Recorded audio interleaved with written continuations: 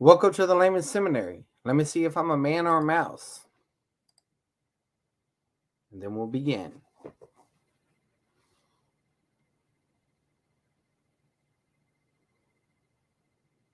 I'm waiting for it to.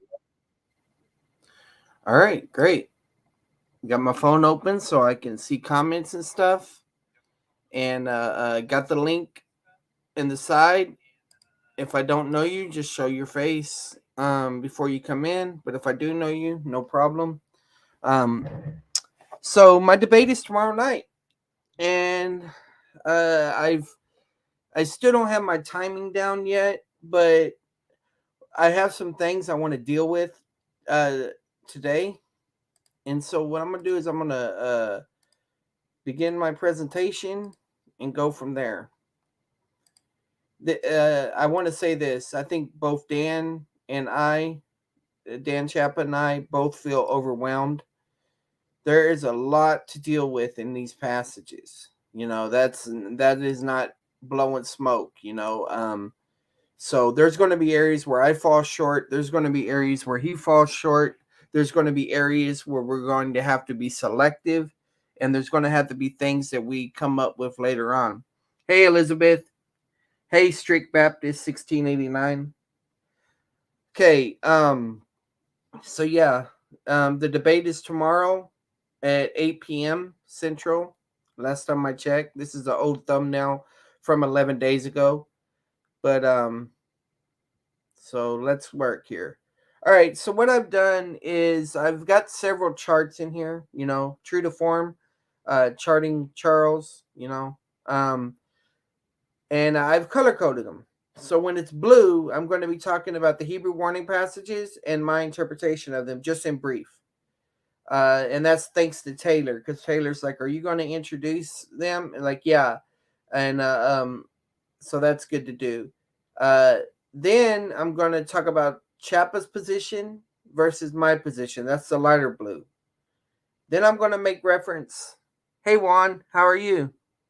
I'm going to make reference to Chapa's prep and then my approach. Okay. Wouldn't one view of the covenant play a factor on the warning passage play a factor? Yeah, it would, and I think in a way it does. I'm a dispensationalist, so I view covenants differently than a covenant theologian. A covenant theologian primarily views covenants as soteriological because they believe that they're the outworking of the covenant of redemption, whereas I believe they're sociological. In other words, they're given to regulate groups, and so they're for experiential sanctification, fellowship, worship, service, based on the Caesar Vassal Treaty, ancient Near Eastern documents, the land grants, and those things like that. So yeah, it does have an effect, but I don't know how much of it's going to be brought up here. And Dan Champa says he's a dispensationalist. At least I thought I heard him say that of some sort, but he doesn't seem to be very strong in that area. I mean, maybe it just seems to be he downplays rewards and certain things like that. And but anyway, I it's too early for me to tell him. We're gonna find out tomorrow. Okay, so the green is going to be given Old Testament background in comparison to the Book of Hebrews. The yellow is going to give a comparison to Deuteronomy related to the Book of Hebrews. Okay, so we're with the blue. The first warning passage of Hebrews, he says he is. At least he said he was kind of one. So I don't know what that means. Um, he's not Reformed. He says he's an Armenian Baptist or whatever. So I don't know if he's provisionalist. I don't know. I'm sorry, guys. I don't know too much about him. I just he came on my radar when he was interacting with Turgeon fan, and I was preparing to debate with Turgeon fan. So okay, so the first warning passage about drifting away. All right, it relates to divine discipline. Uh, the second one, don't harden your heart. Surprise, guys, it relates to divine discipline. And then Hebrews 6, the one that a lot of people dread, the exhortation is a press unto maturity, or fall away. Now the issue is, what does fall away mean? But I believe it relates to divine discipline, not disciple. Um, I messed up there. Hebrews 10, maintain fellowship with others. That's the main exhortation. And guess what? The divine discipline is worse than a death penalty. Now, this is significant because what they'll try to do is they'll try to say that because it makes a comparison to the death penalty of the Old Testament, and it's arguing for something worse than that, then therefore it must mean hell. No, in the passages, and I showed this in my first debate, what is worse than a physical death is a loss of eternal rewards. Okay? Because physical death just happens for a moment, but you can still receive rewards for other aspects you've done in your life. But a loss of eternal rewards means you no longer have opportunity to gain any more rewards and all of that because you're dead in addition to that. Then the Hebrews 12, basically the exhortation is to listen to him, listen to Jesus. And I would say by extension of the people that are teaching in authority. And so that relates to divine discipline. God is the perfect parent. And this pulls to Deuteronomy 32. So you see, I'm relating everything to divine discipline. Now, what happens here is they want to be reductionistic with this thing. Oh, you're making everything refer to rewards. Yeah, when it's talking about inheritance or danger or things like that. But there's a lot of temporal judgment that either refers to 70 AD or that foreshadows maybe the tribulation and the messianic millennial kingdom. They're related to those things. All right, so going forward. So when we're talking about the drift away stuff, in Hebrews 2:3, it says, how should we escape if we neglect so great a salvation? Now, when people see the word salvation, they should be asking the question, salvation from what? I don't know if Chapa believes you can lose your salvation. That's one thing I'm still trying to figure out. He says that he believes that the means that are in the warning passages are means by which you will not lose your salvation. But I don't know if can you ignore those means or not. So I'm still not clear about what he believes. So this so great salvation, when you see the word saved or salvation, you should always ask the question, saved from what? And run it through the chart, position, experience, and ultimate. Well, in 2:5, it talks about God did not submit to the angels the world to come. So the idea of the world to come is in the context after and before, because it's talking about all things being underneath Christ's feet. Man has been appointed. What is man mindful of him? So all of that type of stuff. Now, if we back up into 1:9, we see that the Son is appointed heir for his work. And what we mean by his work is he loved righteousness and all that. He was obedient to the Father. He's obedient at the cross, that type of language like that. We see in 1:14 that the companions of the Son, the metakois they're called, will inherit this kind of salvation. It uses will inherit salvation. And the salvation that we're talking about is the world to come. In other words, the salvation in view in 2:3 is talking about the messianic millennial, messianic salvation that is coming to the world, in which believers who serve Christ now, that are faithful now, are going to serve him in the messianic millennial kingdom as his companions, as his metakoi, as his partners or partakers. Then in 2:10, we have sons of, it's talking about bringing many sons to glory. And it calls Jesus Christ the author of salvation. Now, because it says author of salvation, I have no problem considering the possibility this passage could refer to all aspects, because he is the author of our positional salvation. He is the author, in the sense of beginner, of our experiential sanctification. And he is the author of our ultimate salvation when we get a glorified body. In 5:9, this is something King's Table has been asking about, because it talks about to those that obey becomes eternal salvation. Now, I've done videos where I've talked about positional obedience. There are times whenever positional obedience describes the same thing as positional belief. And the reason being is because if you obey the command to believe the gospel, that's technically called positional obedience. But in Deuteronomy 18, Moses talks about that God is going to rise up a prophet like him for the brethren, and that they must hear them. And so the responsibility was upon the nation was to obey him in that sense. And so this passage is talking about who he obeys, and then it gives a description of him as the source of eternal salvation. It's not saying you obey him to get salvation, unless you're talking about it in a positional sense. This is just describing him sort of like the author of salvation. This is the source of eternal salvation. And so I'm wondering if this is positional, experiential, and ultimate as well. All right. So continuing on in 6:9, and the reason I'm talking about these other passages where it talks about salvation, because we encounter the word salvation underneath the first warning passage. So in 6:9, the author talks about, after giving that serious warning, I mean, all warnings are serious, the one that people get scared about if they fall away, renewed to repentance and all that. He says, I'm confident of better things for you, right? He's being hopeful. And he says, things that accompany salvation. Well, this is messianic salvation, okay? So that would be ultimate, but I could even see an idea of experiential salvation. I have no problem with that, because the idea of accompanied salvation are the benefits and the blessings that you receive whenever you're walking with the Lord, you know, the fruit that you manifest, the work that you do in his strength, and so on. In 9:28, it says, Christ will appear a second time for salvation. In this view, if we're talking about the church, which I believe we are, it's the rapture, and which is also a resurrection for those that are dead. So I would view that as the ultimate salvation passage. In 11:7, it talks about Noah's Ark and about salvation of his household. So this is an example of temporal salvation from physical death by temporal judgment. So in other words, this goes in the experiential category. All right, so then we get into the second warning passage, don't harden your heart. Consequences of divine discipline.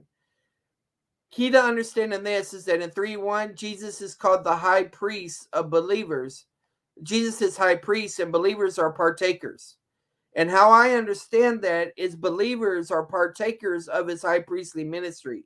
In other words, we're priests in the sense that we share with him in that responsibility. He's the high priest, and we're the replacement for the Levitical priests, if you will, in the church age. Okay, and in 3:6 it says, Christ was faithful as the son over his house. And then it says, and we too, if we do this. So I just wrote condition for us. And what that's talking about is our function of the priest, both experientially and ultimately in the millennial kingdom, is dependent on our faithfulness now. You know, a priest, the primary idea is representation and intercession. And so if you're not representing God now, you're going to be disqualified in the sense of from ministry and service. You disqualify yourself from those certain behaviors. And therefore, if you're not faithful to represent him now, then you're not going to rule and reign and as representatives for him in the future, at least at the level in the Metacoi. 10:21, it describes Christ as high priest over the house of God. This is important because when it's talking about the house through the passages, we're not talking about the church. We're not talking about heaven. We're talking about this imagery of him being a priest, and therefore the idea related to it is functioning as priests. Okay? It's about the function.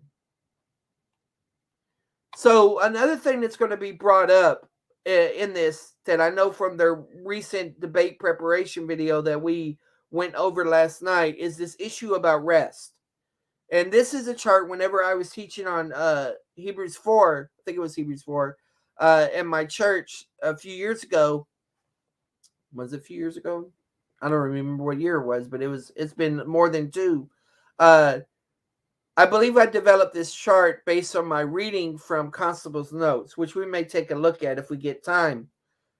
So when you're reading Hebrews 3 and 4, there's going to come times whenever creation is described as a rest or a rest from creation.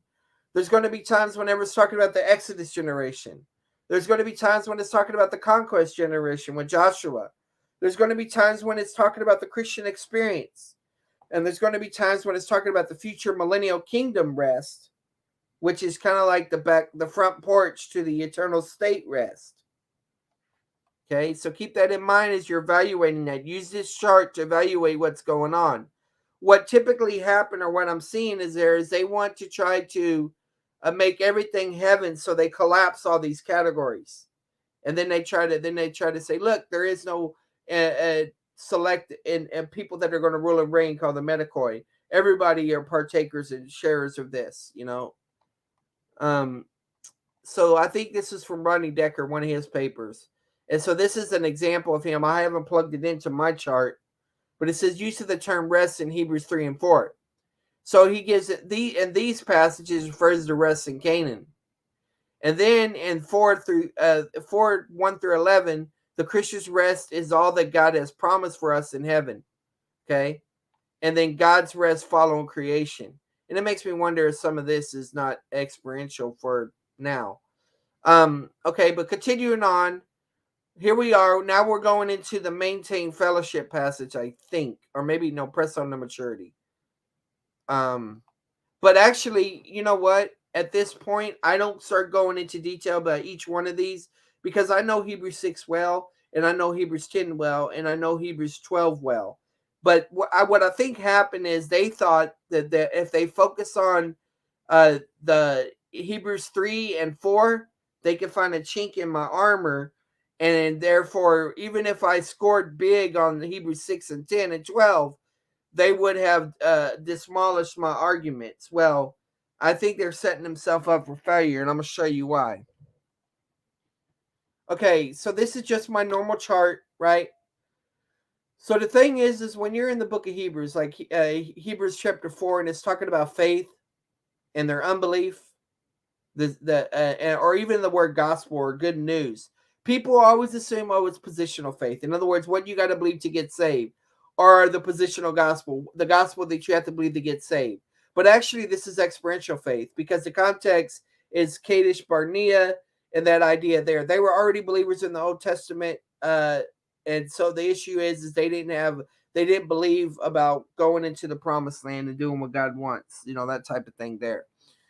The thing I want us to understand, though, and I've collapsed this because I made circles that all this ties into, but this is what I want us to understand, that the category of unbelief includes apostasy. And the thing about unbelief, apostasy, the reality is that when we're talking about the book of Hebrews, if you go back to Judaism in a post-cross world, you're really going back to Satanism because it's no longer the means of sanctification. You've fallen from grace, and Satan uses it as a legalistic system. And perhaps this is why later on in the book of Revelation, it makes a reference to the synagogue of Satan. Okay. Now, God has a future plan for Israel and all that. But currently, right now, Israel as a nation has been temporarily set aside and is primarily working through the Gentiles in the church. Individual Jews are being saved. That's not the issue. Another thing to understand is if you don't have a true belief about the true God, then you're guilty of idolatry, as 1 John 5 argues. So keep that in mind, is that when people try to say, oh, well, they just had unbelief or they fall away or they fell into false doctrine, look at this from God's standpoint. All of this is apostasy. All of this is Satanism. All of this is idolatry. Even if you have a belief like atheism, okay, that's an ideology. Well, an ideology can be an idolatry. So in 2 Corinthians, it talks about, for the weapons of our warfare are not carnal, but a mighty God to pulling down the strongholds and casting down imaginations and every high thing that exalts itself, I think, above the knowledge of Christ, and bringing it into captivity. And so it uses this siege mound metaphor, and it talks about casting down imaginations. That's where I would put false doctrines, ideologies, or any of those types of things like that. And so we need to look at this from God's standpoint. One brother put it this way: if you're precept, he says there's the God world and the non-God world, and nothing in between. You're either on God's side or you're not. And for people that claim to have a high view of God's holiness, I think they don't understand the sin nature. I don't think they understand the satanic attacks. They've bought into this idea that as long as you don't become a Satanist or a Wicca or a Muslim or all of that stuff, then you persevere to the end. Okay? As long as you don't defect from Christ in some heinous way, then you're good. A lot of this is typical response to this. Even there's some hypothetical free grace that kind of take this view, but I view it all as Satanism, and he's just wearing different suits, different dresses, different flavors, but it's all the same satanic system. If it's not God's will, it's a counterfeit. Okay, so let me go into Chapa's position and my position. Now I've already, of course, I've started out uh, in my opening giving my beliefs of the warning passages, but this is my overall things going into this. So, from what I hear from Chapa, Chapa believes that the warnings apply to believers and unbelievers. My position is the warnings only apply to believers because I don't believe there's any unbelievers in the audience in the book of Hebrews. I don't know whether Chapa believes that the falling away in Hebrews 6 ever happens. Uh, I believe the falling away can happen, but this doesn't mean loss of salvation. Now, Chapa says that the falling away can't just be disobedience. So he wants me to show that a Christian can fall away from the gospel, become a Muslim, things like that, Satanist, whatever it is. The thing that reality is, though, is idolatry is disobedience. From that standpoint, so if you have a false view of God, a false doctrine, a false ideology, then that classifies as falling away in his category. He wants me to show a total unbelief of the gospel. Well, wait a minute. If they return to Judaism, doesn't that indicate a total belief? They're denying that Christ is the Messiah. They're denying that he died on the cross of eternal life. They're denying that he's a substitute. They're denying all of those things. Isn't that a total unbelief of the gospel? Isn't that possible? So Chapa's claim is this. He claims that I must prove extreme apostasy. But I say no. In fact, Gleason, in the four views on the book of Hebrews, he takes a modified reform view that is very, very, very, very similar to my view, emphasizing temporal judgment and stuff. In fact, whenever somebody was evaluating him, I can't remember if it was Osborne or if it was Fanning, but he said, "Oh, well, this view's been done before by Zane Hodges and Dillow." Like, wait a minute, guys. Why are you talking about Zane Hodges and Dillow, but y'all are not interacting with Zane Hodges and Dillow? You know? And the thing is that book was written dated, and they're interacting with Reign of the Servant Kings. Dillow's made 6 revisions to Final Destiny. So if you want to find when David Preston debated me, he knew that I liked Final Destiny, and I recommended to him, and he bought the book. Did he study everything? No, it's a huge book, but he did study some things. He did take a look at it. If you're going to debate me, you need to buy Final Destiny. That's just one book you need to buy because it's had so much influence on my thinking. Do I agree with it? No, I don't. But it's like $9 on Kindle. But you need to do that. And then the other thing is this. I don't have to prove extreme apostasy. Charles Ryrie gave a hypothetical view of Hebrews 6. The hypothetical view works just fine with that. And if he wants to try to poke holes in it, that's fine. I'll abandon the hypothetical view. And if he wants to poke holes in the Gleason's reform view, that's fine. But he does not disprove a free grace just because he knocks down one particular slant of things. The main reason that I wanted to do this debate is because I wanted it to be on record. I wanted it to be on record so that others would think twice before jumping to the book of Hebrews. Because what happens in all these free grace versus lordship salvation, somebody jumps to James 2, which Eli is going to be taking care of soon, or someone jumps to Hebrews or certain other passages that are driving their interpretation. And I want people to think twice about that. If they're debating me, they better be studying my debate playlist. They better be studying the debate prep and the debate after show. Because if they show no signs that they did any of that, I'm going to expose them as lazy debaters. All right. So Chapa again believes that these are real warnings for believers and unbelievers, but he thinks they relate to hell. So I think what he's saying is that believers are being warned by hell because God has chose that as a means of motivation. Well, if a parent warns a child about something that they're not going to do. Andy Woods calls this the Disneyland view of things, almost, and the hypothetical. It's like you're on your way driving to Disneyland, right? And the kids are acting up. And you're saying, if you don't stop it, I'm going to turn around and we're going back. But Andy Wood said, you know you're not going to go back.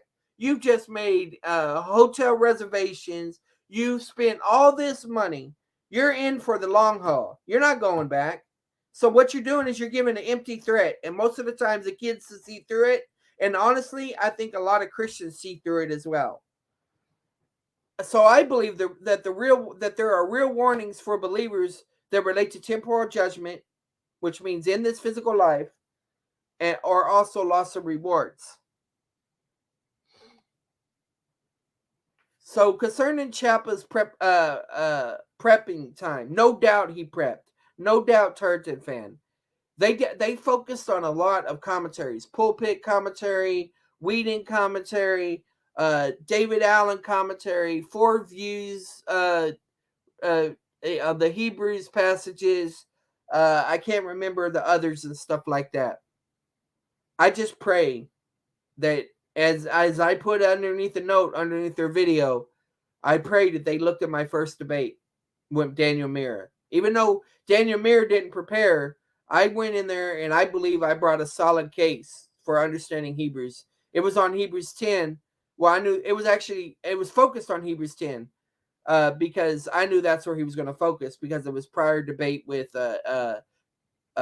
SFT. Also, in my debate with Turchin fan focused on First John. I focuses on Hebrews, and then later we swing to Second Timothy. We swung over to there. I don't think "swing's a word, but anyway, maybe it is now. So I hope he looked at that because I gave my position in that. Hey, Jonathan. All right, praying for your health. So I need Chapa to clarify what he means about the warnings as a means. Because my question is this is okay, they're warning that God uses for believers. But can that means be disregarded?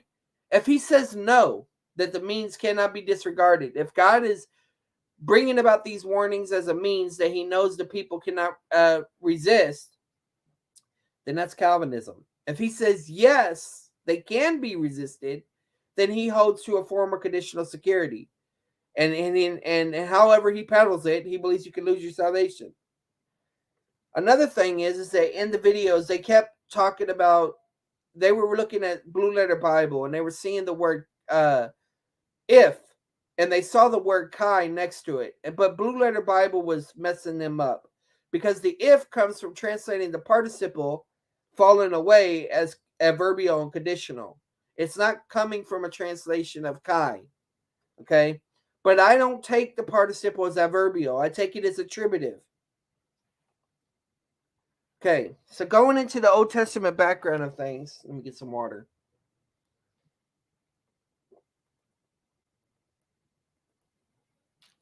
This is a comparison between the Old Testament background and the book of Hebrews. So the Old Testament background for the book of Hebrews is Moses and Joshua.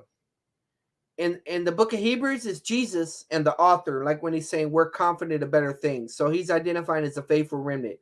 He's like, I'm signing with Jesus, and regardless of what y'all are doing, I want you to do the right thing, but you know what? I'm signing with Jesus. And so this is typical that whenever you're studying the Old Testament, God gives a warning to the nation and brings temporal judgment on the nation. But the faithful remnant, those that humble themselves, can still respond and side with God. Even though they're still going to go through the same experiences, they will be rewarded and blessed through that. And it has to do with spiritual rewards and things like that. So Old Testament Hebrew believers, far as the dealing with Moses and Joshua. The book of Hebrews, Hebrew Christians.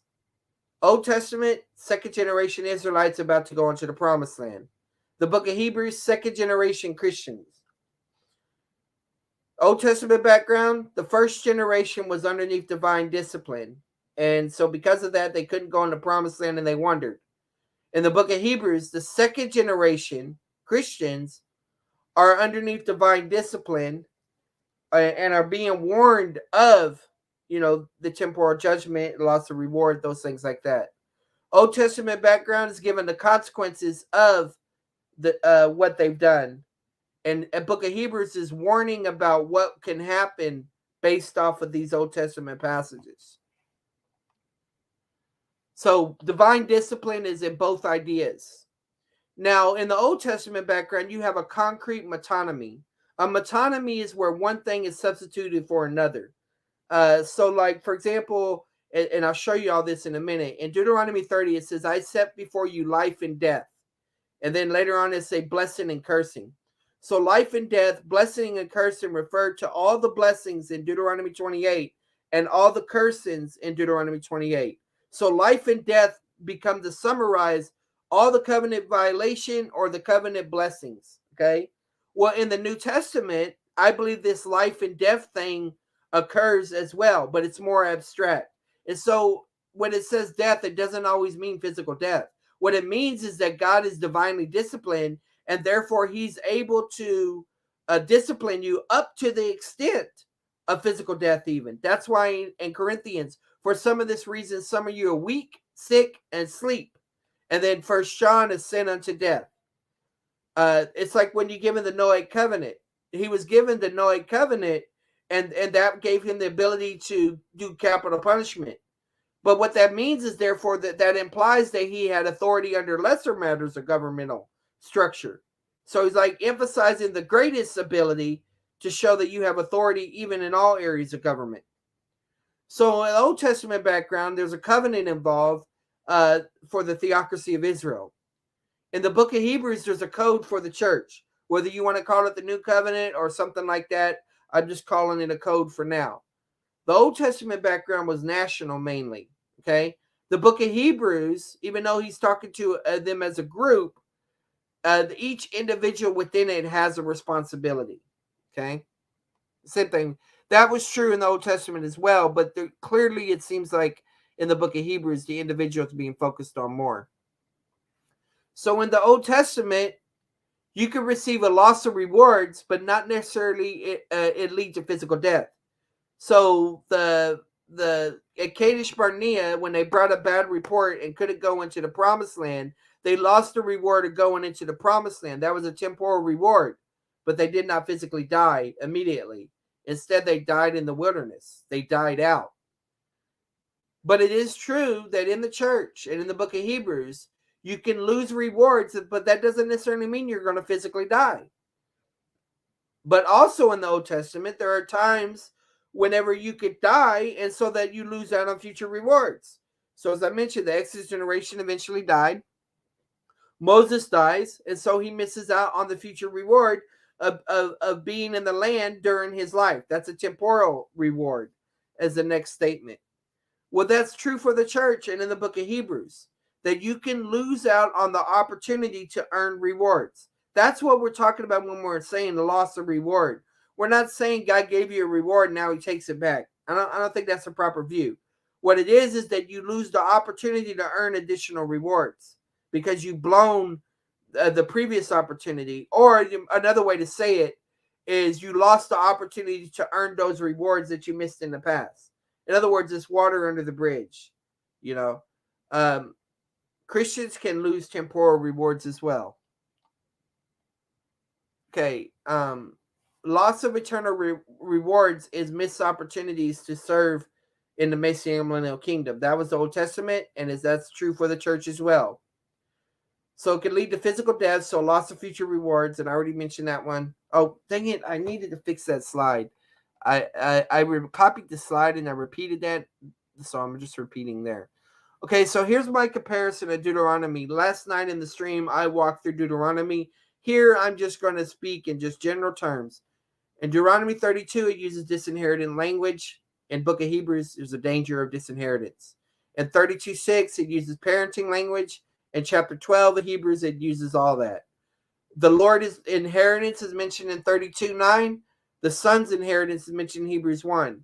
There's apostasy mentioned in 32:15 through 26, which is going at forsaking and scorning and all that. That's a real danger in the book of Hebrews. There's demon worship mentioned in 32:17. Therefore, I believe that it's a possibility that you are involved in demonic worship. You might as well say that Judaism post cross was being demonically inspired by Satan transforming as an angel of light to people that want to be like God. Okay, in Deuteronomy 32:15 and 18, it talks about neglecting the rock, and it called the rock salvation. In Hebrews 2:3, it said, how should we escape if we neglect so great a salvation? In Hebrews 6, it unpacks this city of refuge imagery because the rock refers to a fortress, a protection, a provision of God. In Deuteronomy 32:20, it talks about God hiding his face. In the book of Hebrews, it says, without holiness, no one will see the Lord. And this could also be a reference to I never knew you passage. In other words, I'm not going to recognize you. I'm not going to reward you. I'm not going to approve of what you've done. Deuteronomy 32 mentions fire, burning, and consuming related to the land. This idea shows up in Hebrews 6 and Hebrews 10. So therefore, we should not view it as referring to hell. In 32, it also talks about God showing compassion to the faithful remnant. The author of the book and his call is to faithfulness, and we see it in there. In Deuteronomy 32, it talks about vengeance and repaying. In Hebrews 10, same language is used. In Hebrews and Deuteronomy 32, it talks about a warning that it's not idle, that it will actually, this is a serious warning, and that it's your life. Your life is on the line, but it's also, in a positive sense, it's part of your purpose. This same imagery is used in the book of Hebrews. Moses in Deuteronomy 32 is told to die in the land because he did not show himself, God is holy, and therefore he don't see the land. And so, in other words, without holiness, no one would see the Lord, and the land could be referring to the idea of ruling and reigning with him. In Deuteronomy 32, Natash, the word for forsaken, is translated in the Septuagint as ed kata lepo. Lepo means to leave or to fall or left. So in Hebrews 10:25, 13:5, that same verb is used for not forsaking the assembling of ourselves. And so the thing is, they're sinning by forsaking fellowship and not listening to authority and things like that. And so then in Hebrews 13:5, it gives a promise, I will never leave or forsake you. Now, I don't think that's a promise of eternal security. Because when you go look at, even though I believe in eternal security, when you look at Deuteronomy 31:6 and Joshua 1:5, it's part of a commission, basically to Joshua, that God will be with them and support them in his endeavors. I will send you the clip of you can DL it. Fair use. I relinquish trademark to you for your sign JR this day. What are you talking about, Jamie? Anyway, in Deuteronomy 32, you have Naval, right? Which is translated as scorned there, but in the Septuagint, it's translated as aphistemi. So this is appa, away from, and histemi, to stand away from, or to fall away from. And this word is used in Hebrews as well. I don't have it plugged in there. In Hebrews 6:6, the word parapipto, where it says fall away, uh, it's used right there. And then the verb form is used in Hebrews 3:17, 4:11, and 11:30. In Hebrews 3:17, it warns about the people falling. So this is like poetic justice. That you fall away from me, you're going to fall dead. You know, that type of language. 4:11 warns about falling away from the rest, if I remember right. And 11:30 refers to the falling of Jericho. So this is a comparison of the NASB, the Septuagint, and Hebrews 6:8. This was originally done, I think, by Decker. And it's in order. So cursed is the ground. That's this word right here. So everything's in order. But I want you to see the similarity in the Greek between the Septuagint of Genesis 3, where, we're talking about the cursing. Now, keep in mind, Genesis 3 is not about salvation, and it's not about hell. It's about how Adam and Eve will have to live after they suffer, after the fall has occurred. It's just referring to the way God has designed things. And you know what? That Adamic covenant is still in effect right now, if you want to call it that. And so that's the description in now. So that's describing now. Well, we live in a post flood world too, but for the general, that describes the world now as we know it. And so we're not talking about hell here, okay? The Septuagint using these very similar words and things like this seems to indicate that the cursing idea, which is first showed up in Genesis 3, is not a reference to hell. But I go a little bit deeper than this. I did my own work. Okay, check this out. Don't mind you doing what? Oh, the Charles in Charge video?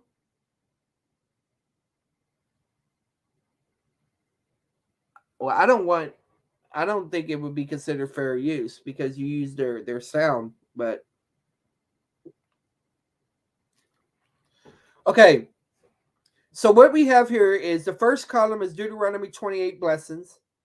The second column is Deuteronomy 28 cursings, and this is selective, okay? And then Hebrews 6. If it's in green, it relates to produce and blessing, produce of the ground. If it's in blue, it's related to rain, okay? If it's in red, it's related to the ground being cursed. And if it's in brown for dust, that refers to no rain, okay? So what you notice here is that you have rain or no rain. You have produce or no produce. So 28:11 says, the Lord will make you abound in prosperity in the offspring of your body, and in the offspring of your beasts, and in the produce of your ground, in the land which the Lord swore to your fathers to give you. Right? Then 28:12, the Lord will open for you his good storehouse, the heavens, to give rain to your land in its season, and to bless all the work of your hand. You shall lend to many nations, but you shall not borrow. Then the cursing, 28:18, cursed shall be the offspring of your body and the produce of your ground, the increase of your herd, the young of your flock. Then 28, the heaven which is over your head shall be bronze, and the earth which is under iron. The Lord will make the rain of your land powder and dust. From heaven it shall come down on you until you're destroyed. So then we come over to Hebrews 6:7. For the ground that drinks the rain, so that's the blessing, 28:12, which often falls on it, and brings forth vegetation useful to those whose sake it is also tilled, receives a blessing from God. That's the blessing aspect for the produce. But watch what the next verse says. But if it yields thorns and thistles, that's the cursing, no rain idea right here in brown. It is worthless and close to being cursed. That's this one right here. Produce of the ground, cursed.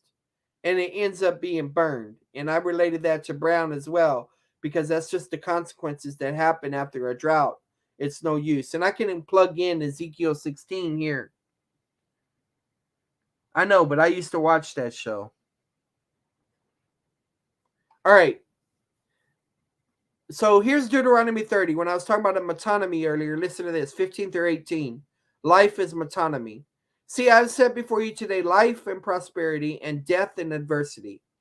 In that I command you today to love the Lord your God, to walk in his ways, to keep his commandments and his statutes and his judgments, that you may live and multiply, and that the Lord your God may bless you in the land where you're entering in to possess it. Now keep in mind, possession is related to inheritance. But if your heart turns away and you will not obey, but are drawn away and worship other gods and serve them, I declare to you to... Now notice, he's talking to believers here, and he's warning them that they can go after other gods. Okay? When are y'all going to realize that atheism is just another god? It's an idol. It's an ideology. It's satanic.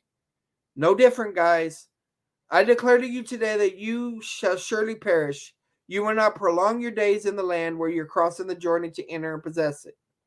Now, watch this.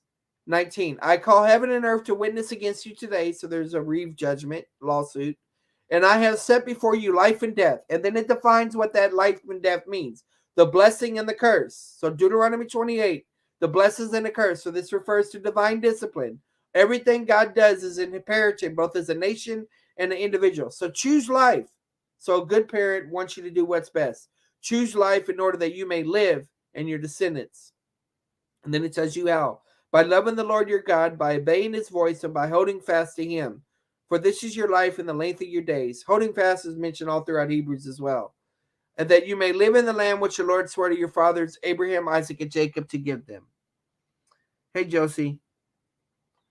Okay, so what I'm saying is that there's times in the Bible positionally that death is referred to, and there's times positionally that life is referred to. But I think the primary distinction between death and life is primarily experiential. And you could even say there's an ultimate sense because there's a death and a sense of separation from the sin nature, and then life could be glorified body. I'm just running it through all the columns. So death is experiential temporal a lot of times, and life is experiential temporal. And these are two paths that are mentioned in the scriptures. Psalms 1, Proverbs, this idea, this imagery throughout. I think the broad and the narrow way, I think those are all examples of this experiential stuff.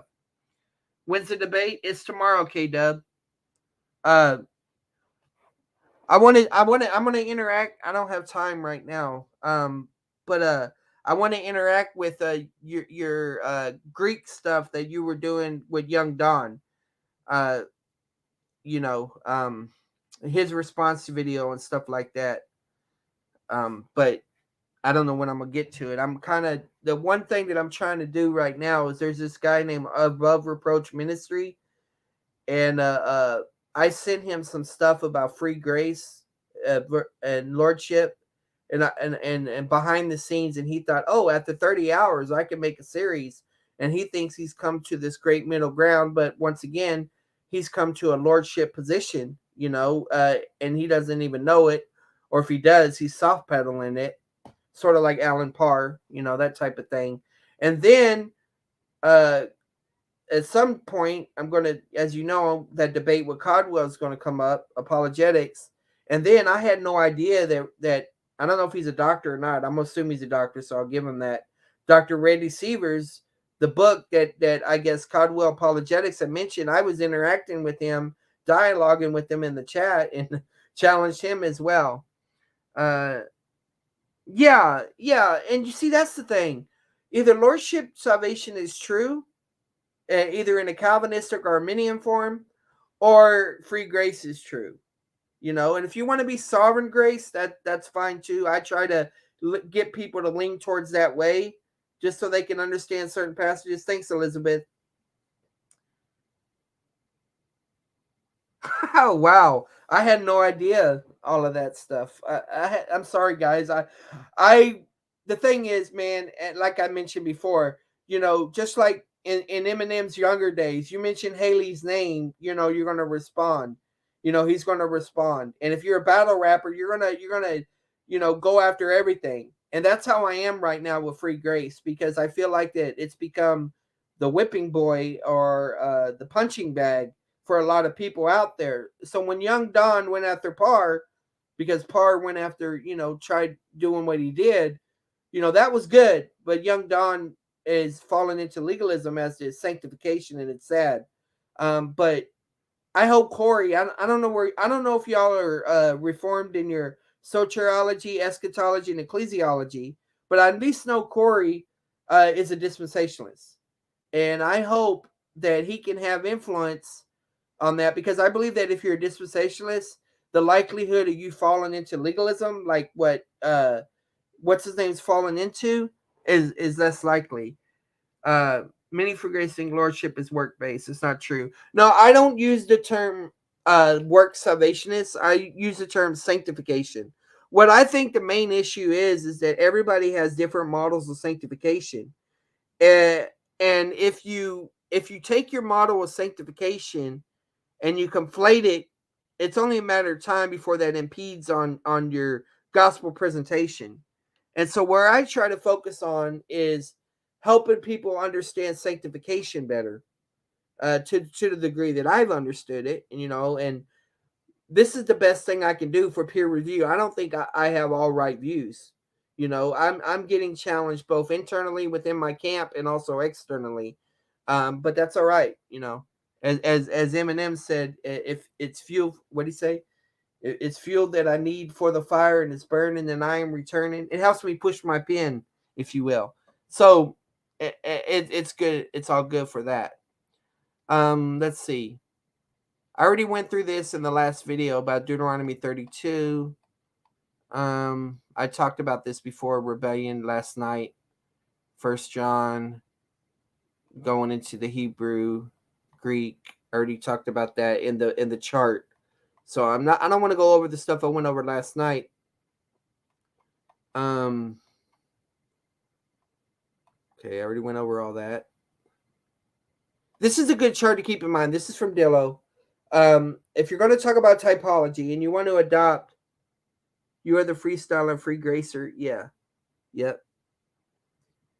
I'm the freestyle and free gracer. What that means is God don't need an eraser. He said, place your names here, sir. So this is what you do. Should you prefer to take him at his promise and believe that he's honest to keep you preserved? Or are you going to get on your nerves and try to do the best you can through anxiety to try to survive in your own variety, in your own type of scheme? You in a dream, you in a pipe dream that you can't even chase. It's such a waste for you to think that you can taste and not even obey, because every day we are led astray by our sin nature that treats us like an enslaver. And what can I say about that? We got a big savior, but he's chosen to allow us to walk by the Spirit. And you know what? I got a lot of lyrics, but I got to choose which ones that I spit out. And that's how it is with our fruit that we got to live out. It's a moment by moment choice, just as I pick the words from my voice, not to annoy, but not to be a decoy, just ready to speak to these boys, not trying to be noise, but a little bit of light and truth. And for that, I leave the booth. Anyway, so natural man is in Egypt, Exodus 1 through Exodus 11, according to this typology. Now, I have a more nuanced view of this, but that's a whole nother thing. So you have the slave generation that are lost. I personally believe they were saved, but that's another issue. That we're just going to go with this national idea. The carnal Christian is in the wilderness, okay? The Exodus generation. So he's redeemed, but he's carnal. Now, of course, some people don't believe in the existence of a carnal Christian. Word to your mother, power to the people. Yeah. Spiritual Christian crossing the Jordan. And see, this was used by Reformed people in some variation throughout most of the history and everything. The wilderness wanderings, the crossing of the Jordan, it was always related to sanctification. Now, of course, there are exceptions. So the second generation, it primarily focuses on discipleship and reward. And then entering the rest relates to millennial kingdom, things like that.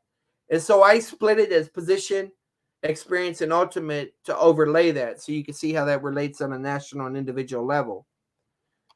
Okay, so I'm not going to speak all this out. This is from my first debate with Daniel Merritt. Same thing, true.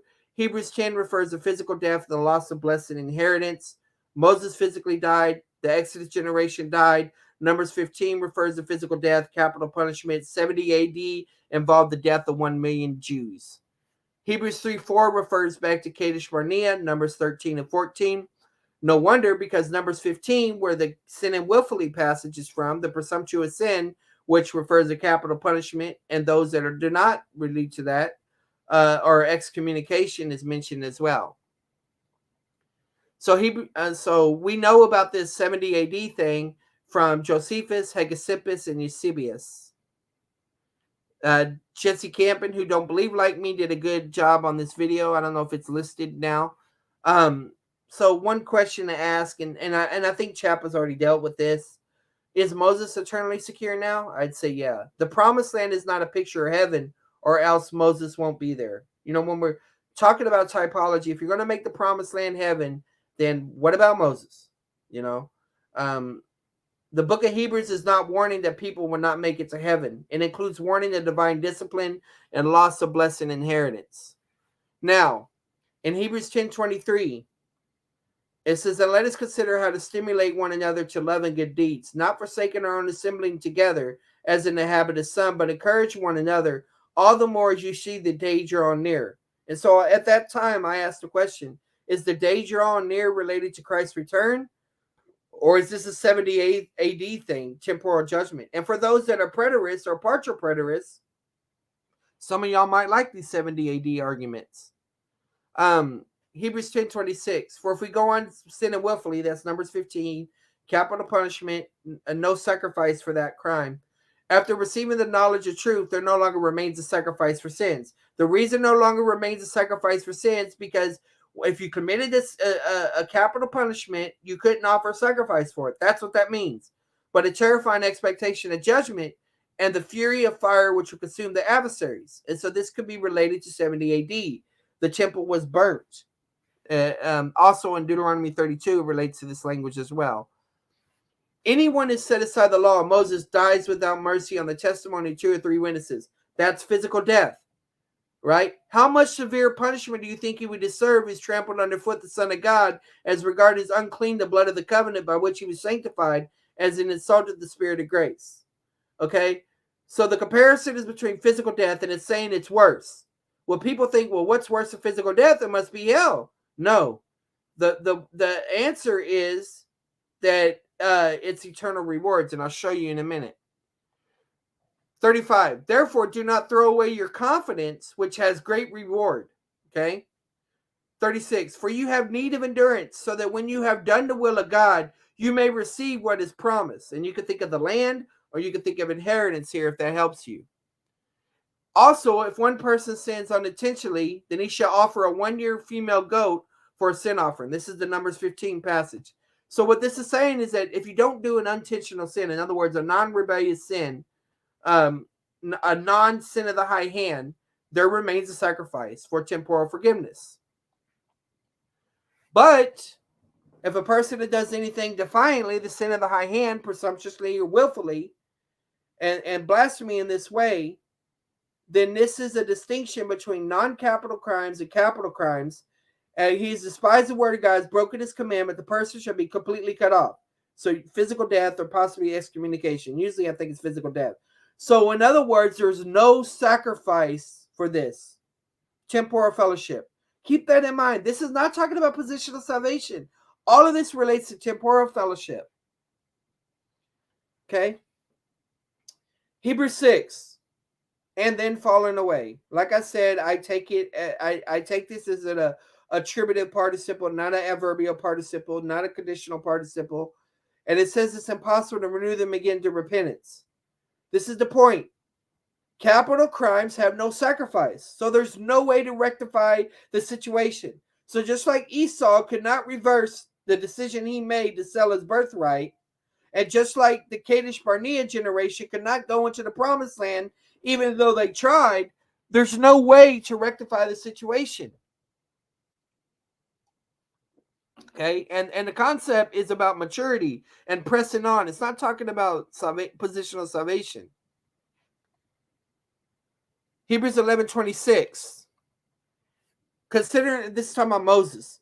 Consider the reproach of Christ greater riches than the treasure of Egypt, for he was looking to the reward. So if a person has a problem with rewards, Moses liked rewards. It's a motivation in Scripture. Now, backing up down in Hebrews 1:2. In these last days, he's spoken to us as his son, whom he appointed heir of all things, through whom he also made the world. So the son is appointed heir, and we find out how he becomes appointed heir. Today I've begotten you, and I will be father, you should be a son. So this is adoptionistic language. But of the son, he says, your throne, O God, is forever and ever, and the righteous scepter is the scepter of his kingdom. So this is kingship language, sonship language tied to this. So this is the idea about the son was obedient, and therefore he received an inheritance. Same parallel that the sons in the book of Hebrews need to be obedient so that they receive inheritance. Same parallel in the book of Exodus. Let my son go. If you don't, I'll kill your firstborn. But we want my son to go into the promised land and worship and all of that. Same idea. Hebrews 1:13 through 14. Sit at my right hand until I make your enemies a footstool to your feet. K-Dub, are you pre-mill? I know you're not dispensationalist, but I'm wondering if you're pre-mill. Just understanding, your system.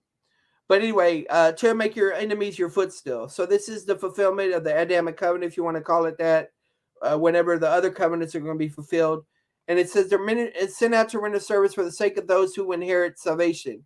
Those that will inherit salvation are the companions of the Son, that are the Medicoi that are mentioned in 1:9, which I've talked about earlier in this video. And the salvation that it's talking about is of the world to come, because it says he did not submit the angels to world salvation of the world to come. Paraphrasing there. So this is the Son of Man imagery being mentioned here, which goes to Daniel 7.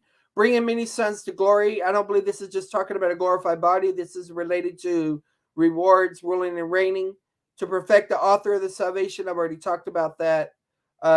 So this is the idea of group solidarity, that both the Son who sanctifies and those who are sanctified are one, because they have one Father, and therefore he's not ashamed to call them brethren. So he's not hiding himself like Deuteronomy 32 says. He's not shrinking back.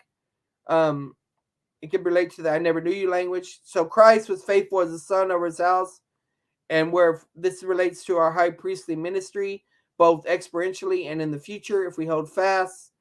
Son of God imagery again. You're my son, priest forever.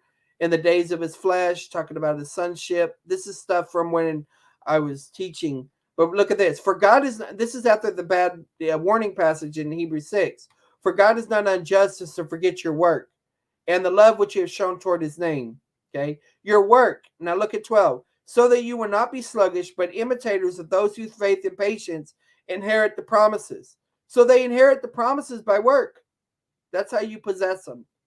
In the same way, God desired even more to show to the heirs of the promise the unchangeable his purpose interposed with the oath. So this is talking about the the Abrahamic covenant, Genesis 15. And then it talks about him being the mediator of the new covenant. Those who have been called may receive the promise of eternal inheritance. That's how long the inheritance lasts. It's not a reference to salvation. So look at this. By faith, Noah done all this stuff, led to physical temporal salvation of his household. He condemned the world in his ministry, preacher of righteousness, and he became an heir of righteousness, which is according to the faith. So it was his faithful servantness that qualified him as an heir of righteousness. Hebrews 11. Abraham went out not knowing where he was going because he's about to receive for an inheritance. Now, Abraham is not going to get his inheritance until the Messianic millennial kingdom. He lived as an alien in the land, right? And it says, dwelling in tents of Isaac and Jacob, who were also fellow heirs of the same promise. But they haven't had that yet. And this is the exhortation as sons. So when you're reading the book of Hebrews, you notice that it's addressing you as a son, as a believer, okay? And then he disciplines every son whom he receives. No reason to view these as unbelievers. For you know that even afterwards, when he desired to inherit the blessing, that's talking about Esau. Nowhere in the scripture does it say Esau was an unbeliever. He's just, that's not the point. He was rejected, found no place for repentance, so he sought for it with tears. This is just him wanting his birthright back. Okay, here's a warning passages. Fear of missing out. Be afraid. There's the warning, right? And here's an exhortation to keep believing in God. So this is this from Constable's note. Let's see. I guess K-Dub left because he didn't respond about being pre-mill. Willful rebels under the old covenant only lost their lives. Deuteronomy 17:38. But willful rebels under the new covenant lost an eternal reward. So that's why it's a greater punishment. Not only so, but God often begins to punish modern apostates in this life. There are two of the verses that teach degrees of punishment in the afterlife. So this is from Josephus about the fire in the temple. Yeah, so this was all from my first debate, going into Hegesippus, Eusebius, about all of that. The four views of the warning passages, where this is the moderate reform view, Gleason, where he's relating it to 70 AD. Also, Dr. Fruitenbaum, same thing. For the book of Hebrews itself, it cannot be determined how the readers responded to the warning of the writer. Fortunately, there are three ancient writers from which, if the material is put together, the reader's response can be documented. The first writer is Josephus, a first-century Jewish historian. Second was Hegesippus, a Jewish believer who lived in the second century, and Eusebius. It says, when the Jewish believers received this letter, they read it and they obeyed. They made their break with Judaism once and for all complete. Within a 2-year period of time after the letter was written, the first Jewish revolt broke out in AD 66. At that point, the entire community of Jewish believers, numbering tens of thousands strong, over 20,000 alone lived in Jerusalem at that time, left the country, crossed the Jordan River to the east bank, and went up to the city of Pella. Pella is located on the eastern side of the Jordan River, south of the Sea of Galilee, outside the war zone. It was a Greek city, one of the 10 cities of the Decapolis, and there they waited out the war. 4 years later, the war ended with the destruction of Jerusalem and temple, as Jesus had predicted. A total of 1,100,000 Jews were killed in the Roman conflict. I want y'all to think about this, guys. The Holocaust was a serious situation, right? Hello, Eric. It was a serious situation, and I believe over 6 million Jews died. Jesus cared about the nation of Israel. He wanted to gather them. He didn't want them to go through this temporal judgment, 70 AD, all of that type of stuff. The book of Hebrews could possibly have been written out of the compassion of God to preserve Jews so that he could fulfill his promises, because over a million Jews died in this Jewish Roman war thing that happened in 70 AD. So that really frustrates me when people try to say there's no way that this could be talking about 70 AD. Even people that have different eschatology than me, that typically lean preterists in certain areas that usually use 70 arguments, don't want to use them here because they want to hold on to these passages being about hell and loss of salvation or whatever way they view it. But I think it's significant whenever a million Jews die, you know? So we could go into about the nation of Israel, about them being used a national sun, that worship at the Passover, that show national belief, worship at the Red Sea, worship at the tent, their willingness, and the worship as well. We can look at their obedience, different spirit that was within them, but that's not saying it's salvation. It's rather referring to their sanctification. The death that occurred, the land related, the inheritance and fire, those things like that. Isaiah 26:11. This is debate preparation for my debate tomorrow on the Hebrew warning passages, Eric. Oh Lord, your hand is lifted up, yet they do not see it. They see your zeal for the people and are put to shame. Indeed, fire would devour your enemies. It's interesting. That relates to the seeing idea of holiness, I think. But this is talking about physical fire, temporal judgment. Deuteronomy 17:6. Witness put to death. It should be put to death on the evidence of one witnesses. That's related to that. A once for all sanctification, we can talk about that in Hebrews 10. This is actually my chart that I've done in other videos where I'm going through national positional salvation, temporal national salvation, temporal individual salvation, and individual positional salvation as it relates to 8 events, from the commissioning of Moses all the way to the land of Canaan, as well as typological implications. So Constable says this: the judgment of you will take place at the judgment seat of Christ, not the great white throne. It is the judgment of Christians, not of unbelievers. It results in loss of reward, not loss of salvation. The same fire, divine judgment that will test believers will also consume unbelievers. Fire is a frequent symbol of God and his work in Scripture, and as often indicates his judgment. In Deuteronomy 32, which a writer quoted here twice, in which I broke down last night, and also in this one in chart form, Moses warned the Israelites against apostatizing. That was the writer's point as well. It is a terrifying prospect for a believer who has renounced his or her faith to fall under God's hand of chastisement into the hands of the living God. Note that the writer addressed this warning to believers, though many interpreters have applied it to unbelievers. Okay, this is talking about the whole sanctification thing. I got more charts on that if I need to go in more detail about that. There's more stuff about Deuteronomy 32.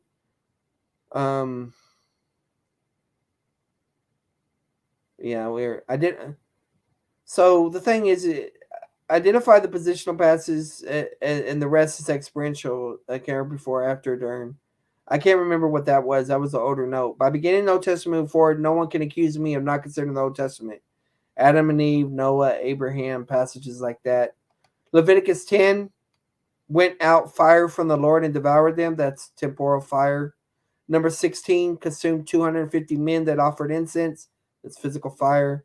Deuteronomy 17, about the death of stoning, physical death. Isaiah 24:6, the earth are burned, the inhabitants of the earth, or the land, it could be translated, which could be related to Hebrews 6 and Hebrews 10. Isaiah 25:9, we have waited for him, we are waiting for him, we're waiting to rejoice in his salvation. That's the messianic salvation, his second coming. This is from Jesse Campion's video. He's given a resource there. Hebrews 2, we've already dealt with that. Hebrews 2:3, already dealt with that. 2:5, 2:9, and 11. Sanctify in Hebrews 2, positional. So he's agreeing with that. John Nebula, he's quoting. Again, Hebrews 3. And then here's the Hebrew words for salvation. I mean, the Greek words in the book of Hebrew for salvation that are being used, walking through. And so these are my observational questions that I did a while back. When did this occur? When was the Son appointed heir? I'm not going to answer that for y'all. Based on what y'all have heard me say in this video and other videos, that's a question y'all should be able to answer. Okay. Having become a much better than the angels, as he has inherited a more excellent name than they. Okay, well, when did that occur? Are they not all ministering spirits sent out to render service for the sake of those who will inherit salvation? So I got, is this a future force? Will inherit? Something implicit going on here? It's a question for me. How can we escape it when neglect so great as salvation? Well, what's so great about it? What's going on here? What are we talking about here? So the author of their salvation, what aspect is in view? Is it all aspects? This is my example of interpretive questions when I'm making observation sheets. And having been made perfect, he became to all those who obey him the source of eternal salvation. King's table, there's your passage again. What aspect is mentioned about eternal, the source idea? Is this positional obedience or experiential? 6:9. But beloved, and so he's talking about accompanying salvation, which I talked about earlier. Well, which aspect? Positional, experiential, ultimate, or all three? So that you will not be sluggish and imitators those who faith and patience inherit the promises. Okay. In the same way, God desiring more to show to the heirs of promise the unchangeable in his purpose interposed with the oath, right?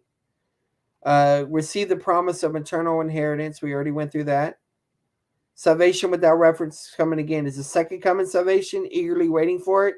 Is this tied to Matthew 25, the wise and foolish virgins idea? Therefore, do not throw away your confidence, which has great reward. He is a rewarder of those who seek him. You must believe that he is. This is in the Heroes of Faith. So this is talking about the temporal salvation. Noah,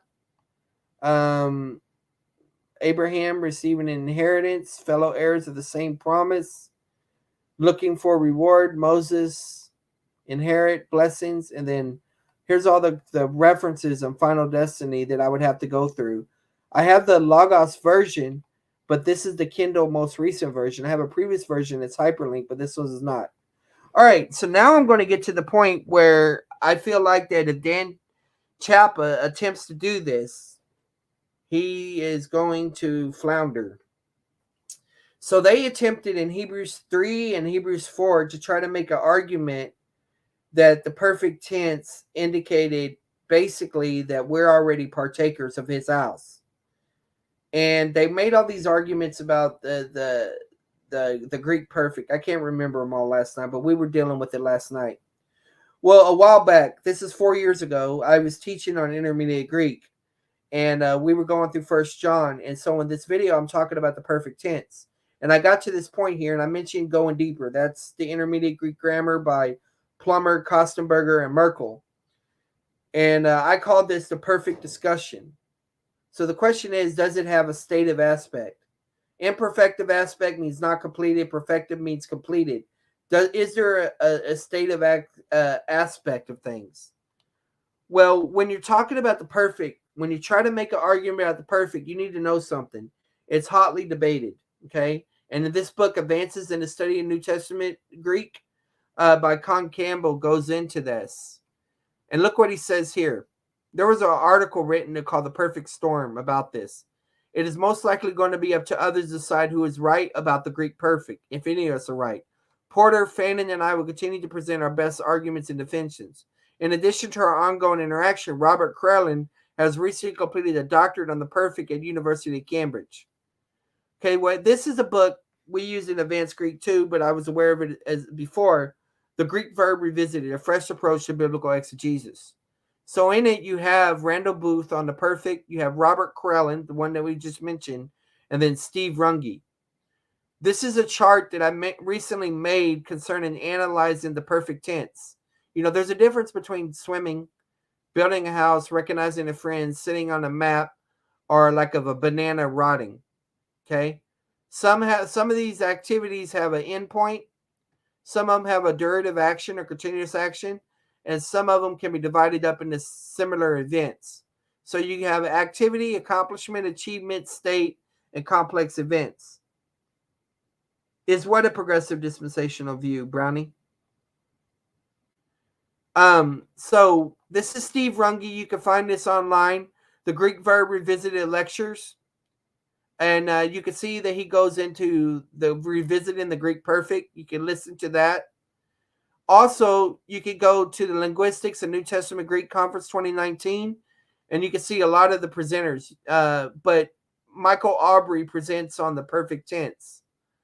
And so, yeah, what I'm basically saying is that the arguments that they were making for the perfect tense last night were antiquated and are challenged by recent research.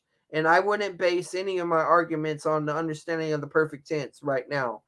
It's sort of like the whole substantival participle and people trying to view adverbial action or aspect into it. I think that's dangerous. So I think what I'm going to do now is I'm going to play Runge. And this will be part of my debate preparation. So let me go get Steve Runge. Let me stop sharing.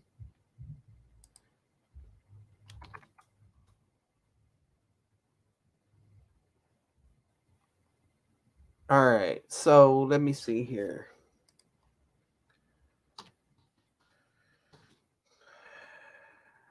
Perfect. We'll do his first before we do Aubrey. These are all nerdy language major guys. Runge, of course, is Logos, but he's also a nerdy language major as well.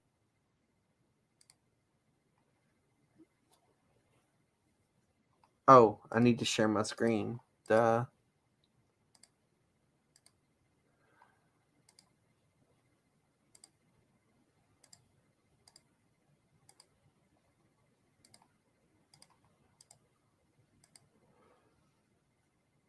A whole variety of claims, and we're going to move through this. The sound is a little bit low, guys, so crank up your sound. I'll try to crank up mine here. But you can see the words are showing up. The dead grammarians. Hey, Hawk, how are you? Would you like to come in, Hawk? Are you able? Who I was challenged to do it, and I found them to be wonderful conversation partners because they knew the language. They were far more gifted at it than I am. They were just lacking an interpretive framework, the descriptive language for it. And so any kind of description I'm claiming today, I should be able to reconcile with the dead grammarians, or I'm likely wrong. What you find is this bipartite description. So Bloss talks about the perfect is okay, cool. The combination of the aorist and the present.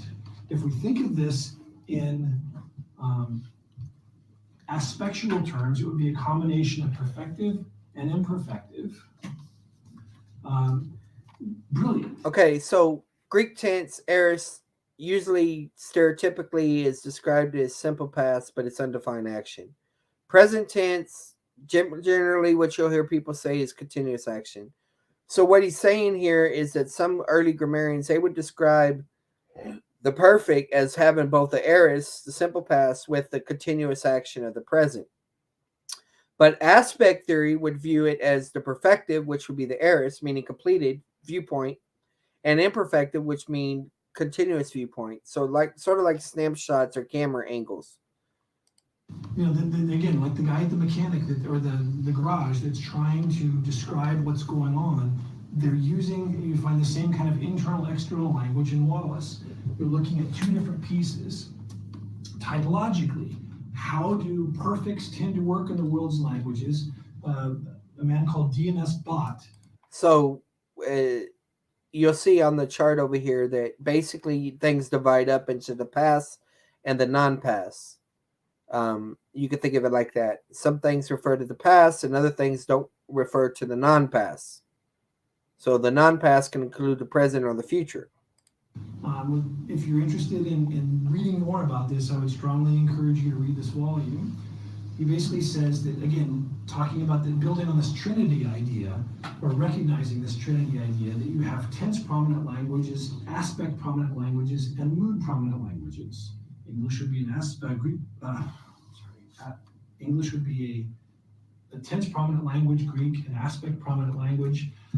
There are a number of mood prominent languages in India, and DNS Bot is an Indian, so he's a non-Western linguist, which puts him in a better situation to not be looking through our kinds of lens. But what he claims is that perfects tend to be a combination of whatever two elements are found in that prominent language. So past and non-past distinction we talked about for tense. The perfect in a tense prominent language tends to be something like a combination of those two. In an aspect prominent language, it tends to be a combination of perfective and imperfective. It's not just the sum of the parts. We'll go into that. But again, from a compositional standpoint, it tends to be this combination of the two, which fits with what we've seen in the dead grammarians. Sander Oriens has provided a nicer description he's a classicist, but in contrasting the aorist with the perfect, where the aorist refers from reference time back to some generally completed external view of an event. The perfect, so the perfective side would be this reference back. Again, look at the traditional explanation, a completed event. The imperfective would be this connection back to reference time, which linguists generally describe as an expectation of ongoing relevance, which you see in the dead grammarians, kind of like implications. Affairs, or these, they have a both and kind of description. So more specifically, you have a logically anterior either event, if it's telic, or a state of affairs. We'll talk about telicity in a minute. So when he uses the word telic, telos means go. Okay, so telic means endpoint. All right. So when you're talking about my chart that everybody criticizes, which ironically all the grammarians are using now to some extent, I could show you tons of examples where this is being used with verbs. It's being used with infinitives. It's being even used with voice, things like that. But so you have an event, process, and event in my chart. One event is positional salvation. The process is experiential sanctification, and the ultimate category is the one event, a glorified body. Now, granted, there are tons of events when you're in that happen in the experiential process. Okay, you have the events when you're in fellowship and the events when you're out of fellowship, and you can narrow that down into the events of every time you bear fruit. You know, if you wanted to do that. How's your study at Schaefer going? Oh, Brownie's asking Mike that. So understand when we're talking about telicity, he's going to talk about it in more detail, but we're talking about the goal or the end point of something, the completion of things. So the end of experiential sanctification is when you die. Okay. Perfects typically are going to offer a basis or a ground for something. That's where the relevance factor comes in. It's not that they are going to be the most important thing in and of themselves. They provide a ground for something else. Nida described it in Afrikaans, and I had a South African friend of mine translate it. Basically, is the party animal, the person at the party that whistles to get everyone to be quiet, but then to direct his attention to the quiet person who couldn't have gotten everyone's attention. Mm. It does attract attention the way Campbell and Porter have described, but not to have it focused on that action in itself, but as the importance of that basis or ground for something else. So it's not doing anything special, it's doing what perfects do. If I were to say, I've lost my keys, or I've left my wallet when we're someplace and I have to pay some money, I've probably not just told you that for fun. It's likely because I'm going to say some other related element, and that's that basis or the Yeah, will you ground help me variable. find my So let's take a look at keys? some examples. Or will you pay for We got this? this logically anterior information with respect to reference time, and then some additional actions. So we're looking at there was kind of a progression to the perfect. It's always going downstream from a discourse standpoint.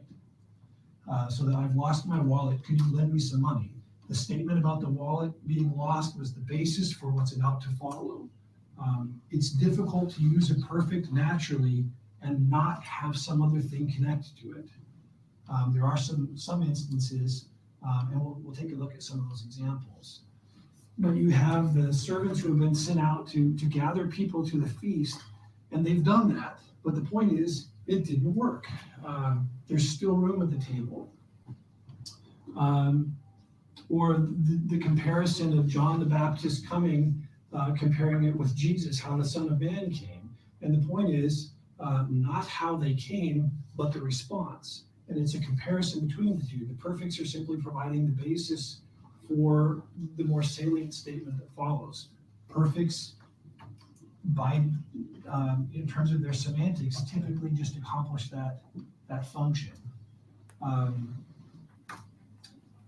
But they can also follow what they're relevant to. And in that case, invariably, you're going to find the perfect in a dependent relationship, like a relative clause, a dependent clause.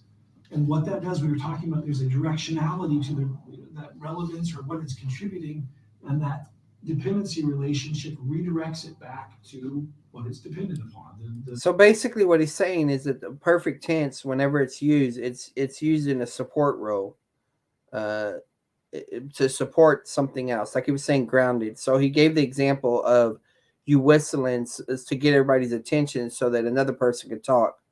Um, he's given that example. Or like when he said, "I lost my keys" or "I lost my wallet."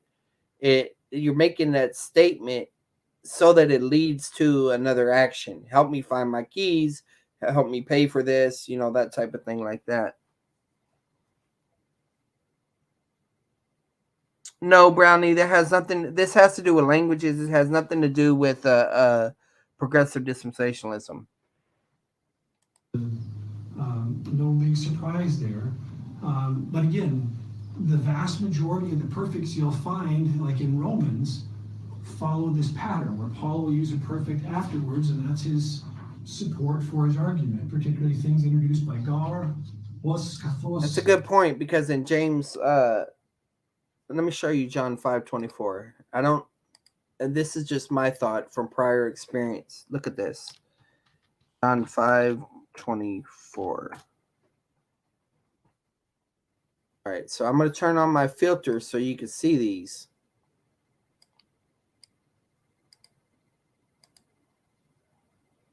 Come on. Wake up.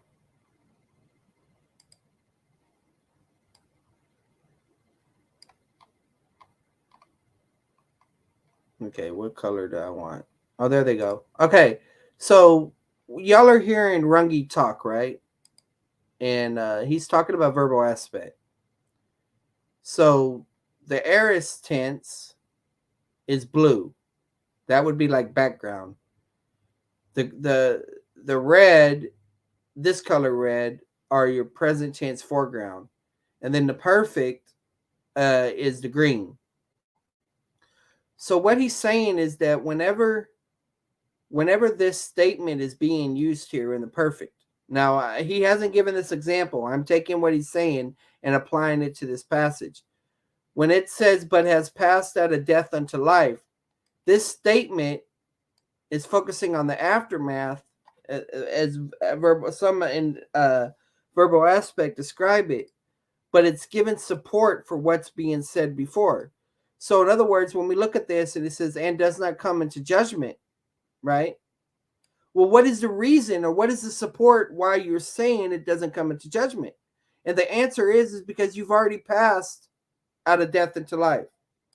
In other words, you've already been positionally transferred out of the kingdom of darkness into light, or death unto life. Okay? That's what he's talking about here, about the perfect.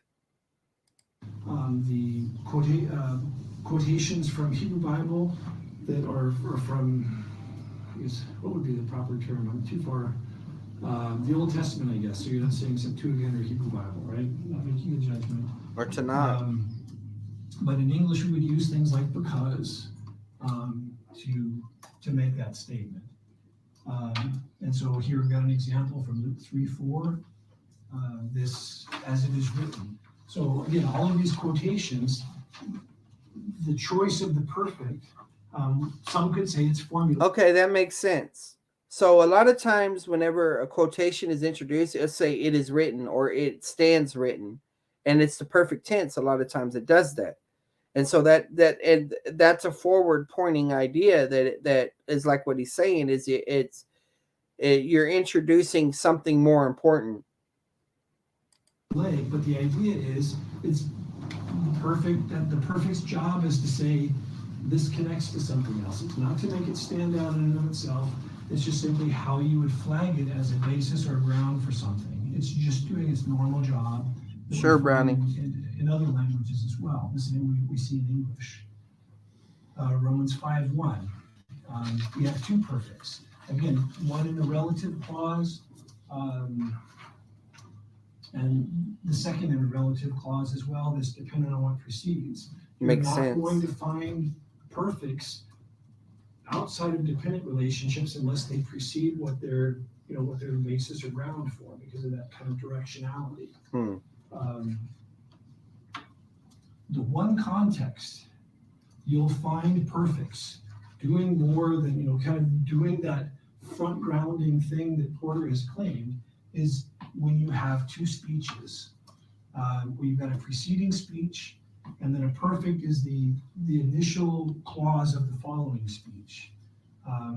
Someone offering you something, and instead of saying no, you can answer with a perfect. It's a pragmatic way of saying it's still providing that basis. You could have said no, I've just or already gotten something. So it's still providing the basis, but that usage, there is nothing it's relating to. It ends up functioning as that. Oops, I gotta go let my cat in. 1 second, guys. I forgot about Snowy.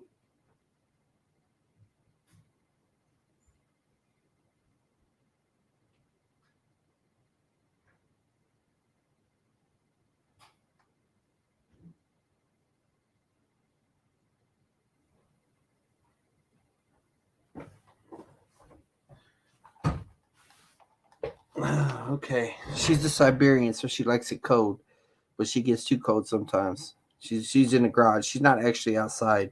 Pragmatic no. And if you look at the temptation of Jesus, each of his responses to the devil use a perfect. It's a pragmatic, already you're just that kind of no statement. Not that these are special uses of the perfect, but if anyone was going to claim a front grounding, these would be the kinds of things you'd have to restrict it to, which is about 15% of the data in Luke, Romans, and Hebrews that I was able to pull together. So potentially one could claim that, but it would be a minority of the instances, not the majority that Dr. Porter's description would lead us to. So let me just move through and end here. Although the perfects are generally started with theoretically with a perfective and imperfective combination, they are not simply the sum of the parts. The perfective component is that looking at the action as a whole. We didn't talk about telicity. Certain actions have a natural conclusion to it, like clapping or breaking or falling. There's a natural conclusion to it. Other things like eating or sleeping don't have a natural conclusion. Those with a natural conclusion would be considered telic, from the Greek preposition telos, or adverb. Thanks, discerner. Where the things that don't have a natural conclusion are atelic. Depending on whether a verb is telic or atelic in its lexical semantics, you're going to end up with a different kind of perfect. The telic ones are going to end up much more, like the ones that have a natural completion are going to end up much more like the traditional grammarians say. The resultative completive, completed state of affairs, ongoing results. If it's atelic, instead what you're going to have, because if something doesn't have a natural end, you can't include the end point of it like perfectives normally would do. What you end up with instead is a state of affairs that basically goes right up to reference time and overlaps with it. You can't see any daylight, where with an atelic, you can see some separation. And you end up with kind of a state of idea, and the same would be true with middle forms. The imperfective component is just that connection back to reference time. And so the pluperfect is the same as a perfect. All you've done is move reference time into the future. But it's still going to have the same internal temporal semantics of this logically anterior action with a connection back to reference time.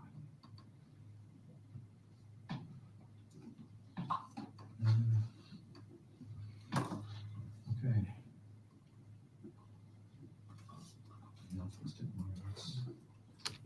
There's essays that you could read and drill down in more detail about. I'll stop. Yep.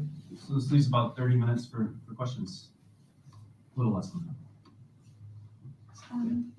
When you had the statistics that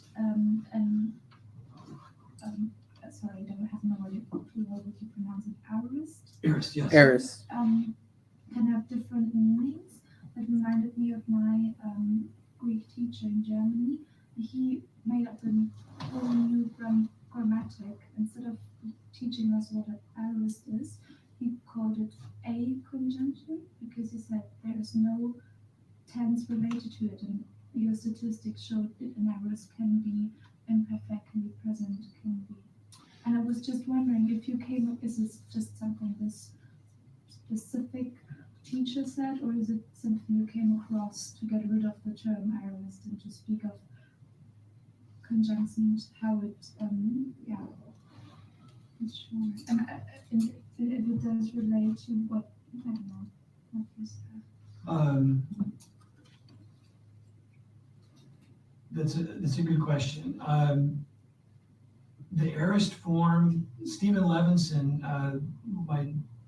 one of my advisors, has kind of tongue-in-cheek claimed that you could say that the aorist is unmarked for tense. Yeah. And that would be a reasonable claim.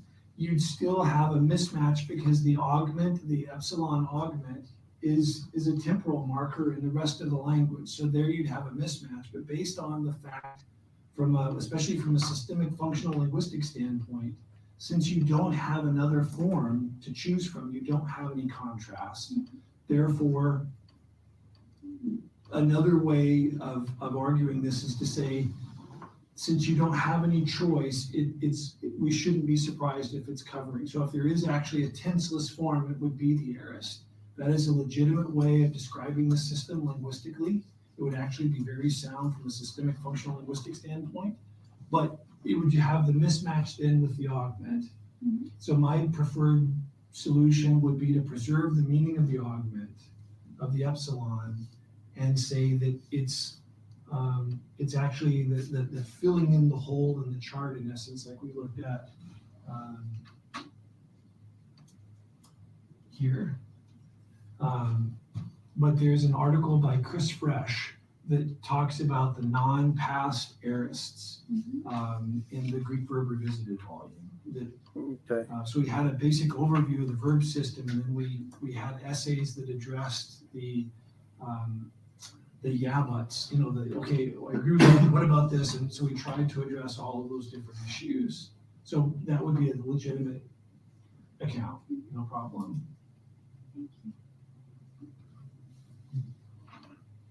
So would your analysis have been different if you were looking more at classical Greek rather than New Testament Greek? I mean, how, in terms of this framework, how much do you think it's changed? I'm not a classicist for one, so that I'll just admit that I'm working without a net.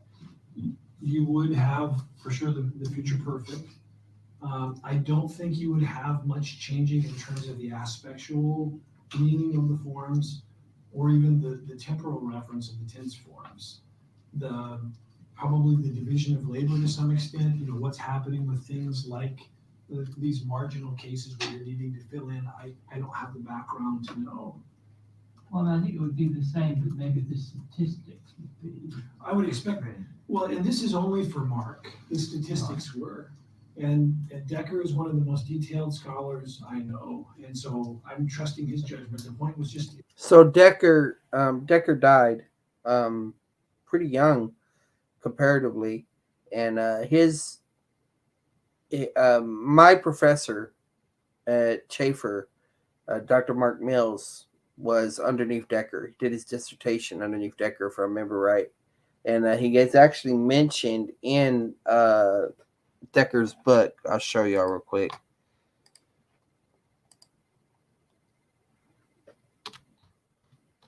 And so when I was preparing for my Hebrew debate, Decker's written some good articles on the book of Hebrews. And so I studied those a lot. So let me go to the beginning. Here, let me show you what the book actually looks like. Reading Koine Greek, an introduction to integrated workbook. Okay. And let me just type in his name, Mills. And so right here, my teaching assistant, TA, and PH student, Mark Mills, has been exceptionally helpful in revising, clarifying, and proofing this manuscript. Okay. So that was my professor for Advanced Greek 1 and Advanced Greek 2. And he, of course, he has a doctor. He did his doctorate dissertation on discourse analysis, which is where Runge, of course, emphasizes things and stuff like that. So I want y'all to know that Chafer Seminary has a good Greek professor, Advanced Greek 1 and 2. He also teaches Intermediate 2. There's other Greek professors, good ones, but that's the one I had there. As I encounter others, I'll mention other professors that I've had at different places, but I just wanted to mention that. Illustrate, on the one hand, what you could portray as this mess that really demanded a timeless system by changing 3 presuppositions could actually turn into a very, almost tidier than what you would expect based on the messiness of language. To have that much consistency with the core tense form, it was far more consistent than I expected when I set out working on that paper. I think you would find it change as you move into an epistle. Definitely, the statistics will not. I do not expect this statistics would hold. It's simply an illustration to say we don't need to claim a tenseless verb to make order and make sense of the usages we find. Well, I just think people stuff. I remember when I was first learning Greek, and you had all this past aorist, and it's very confusing. Yes. So in energy, you can call it an overcorrection, but it's just a kind of grab home. No, just about aspect. Whereas the teaching is about I guess these guys are British. As you say, if we think about it, actually maybe doesn't need that.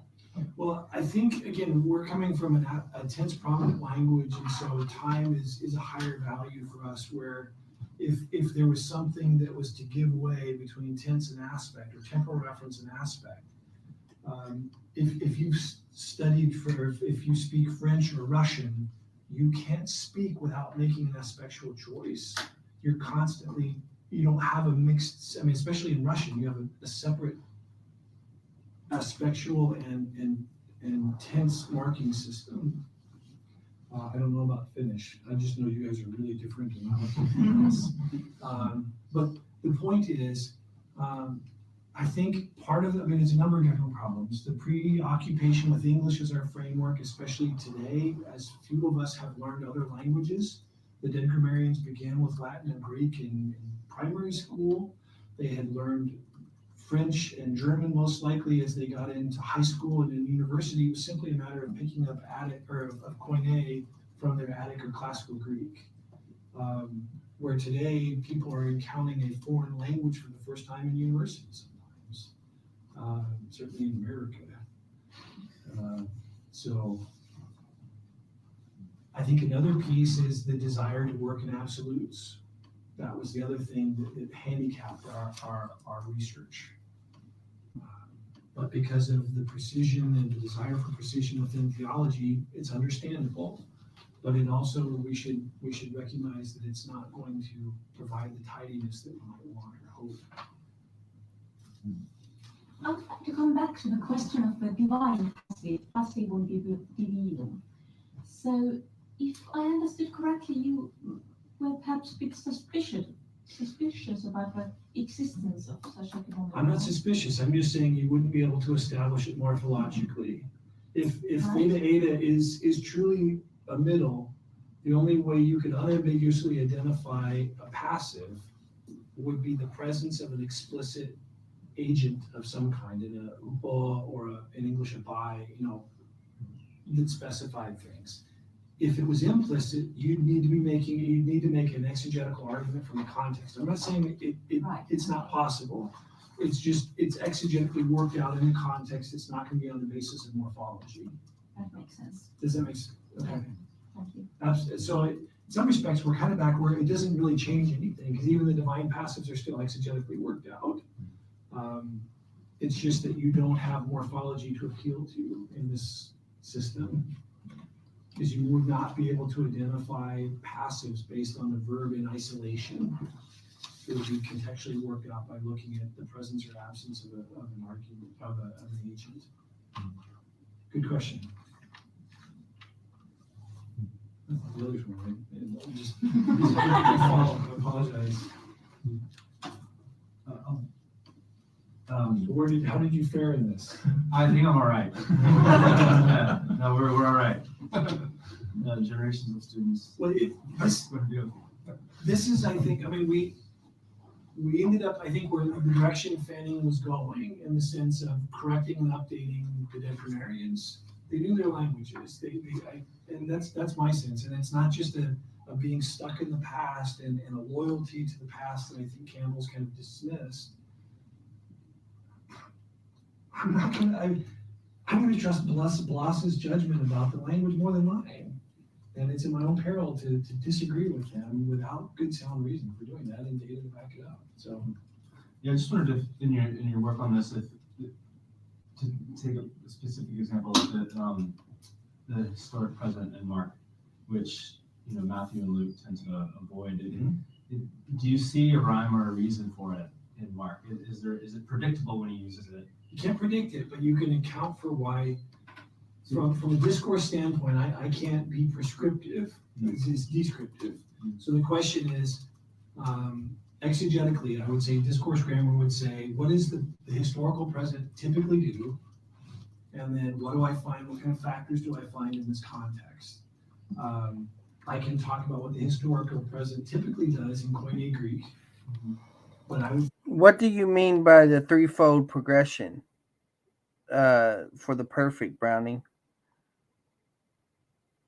Need to talk about register and stylist, the writer's style and idiosyncrasies. You would need to contextualize what your judgment is about what's going on with the historical present. The problem with only studying one feature in a dissertation, like the historical present, is to want to have everything grounded in that. The historical present stands out because of the mismatch with the context. So I've postulated that there are three different, if it's doing the semantic function of non-past imperfective, you just keep reading across it, there'd be no expectation it's historical, because it fits, it's doing what you would expect. When it doesn't fit, the first expectation you have is that it's accomplishing a processing function, that it's there to mind the gap. In Luke, he would typically indicate that with the particle de, most typically in his style. Different, same discourse function of segmenting the text, is basically snipping and creating a chunk, whether it's a moving to the next scene, a sub-scene, whatever that, just the next step. Mark quite frequently used the historical present. Matthew will use sometimes the historical present, de, or narrative tote. So if you look at synoptic parallels where there's a correction, you won't find the historical present, but look at the connectives. What else, have they, but you'll also find that Mark has a much higher threshold for his use of de. So if you look statistically at his use of de against Luke, it's like a 4-to-1 ratio. But he's using the historical present in lieu of de, and de is reserved for those higher level divisions. But when it's used in so if it's found in a place where there's a change in time, place, participants, or kind of action, meaning from reported speech to back to narrative proper, those kinds of things, that's a natural transition point. You'd expect a kind of the yellow line, like at the tube, the mind the gap kind of signal.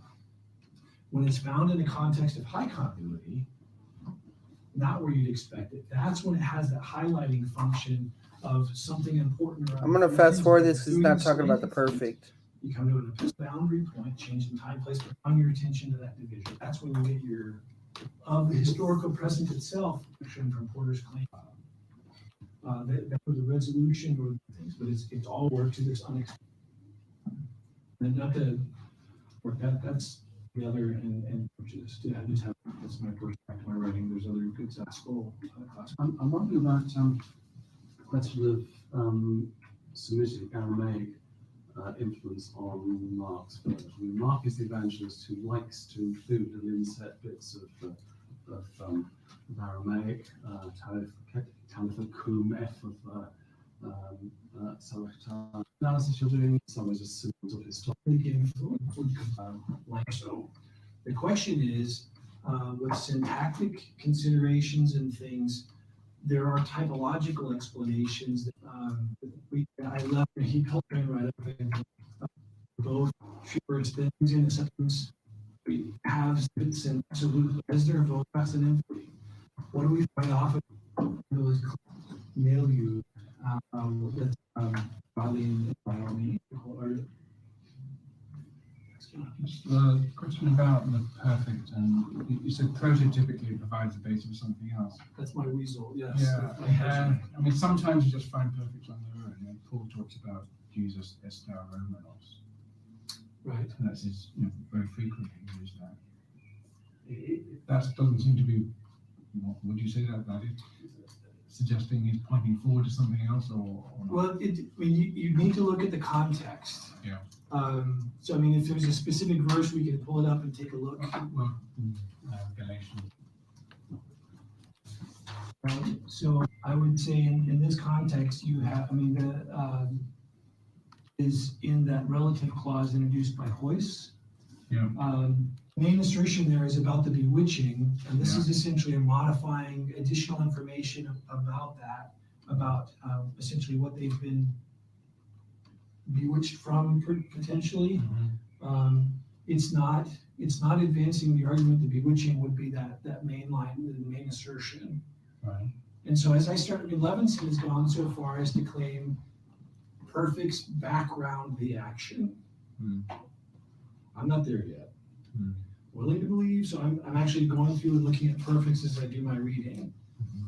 I'm not advocating that, but I would just say, look around, and it may not be in the immediately preceding clause or the following, but just so for instance, you may have Gar introducing an offline digression, and the perfect is occurring in there. So you'll have like the Romans example, you may be several clauses into a Gar where Gar has introduced something and you have coordinate things adding on to that proposition, and then it's supporting it by conceptualization, make that a bit more science of. Okay, the main thing to get from this is that this is Steve Runge, professor that wrote in here, that is Logos Bible Software. His article right here. Let's see, where is it? The contribution. Well, that's one of the articles, but that's not the one I want. It's right here. Discourse function of the Greek perfect. This is what he's talking about. So let's just go read. Look, these are the drawings that he was talking about earlier. He gives scriptural examples throughout. They were asking different things. Perfects on the theme line of the discourse. I need to reread. I need to read this. Let's go look at his conclusion now.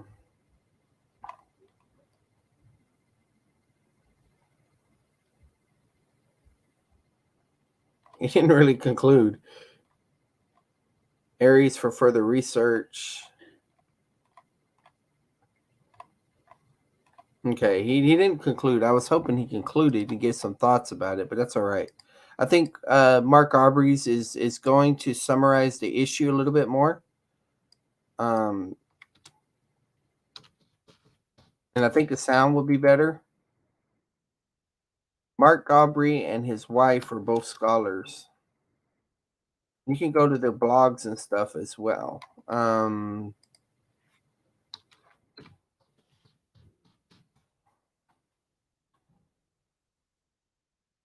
right. We've all heard this phrase a million times. Those who don't learn from the past are doomed to repeat it. But look around you. Our society.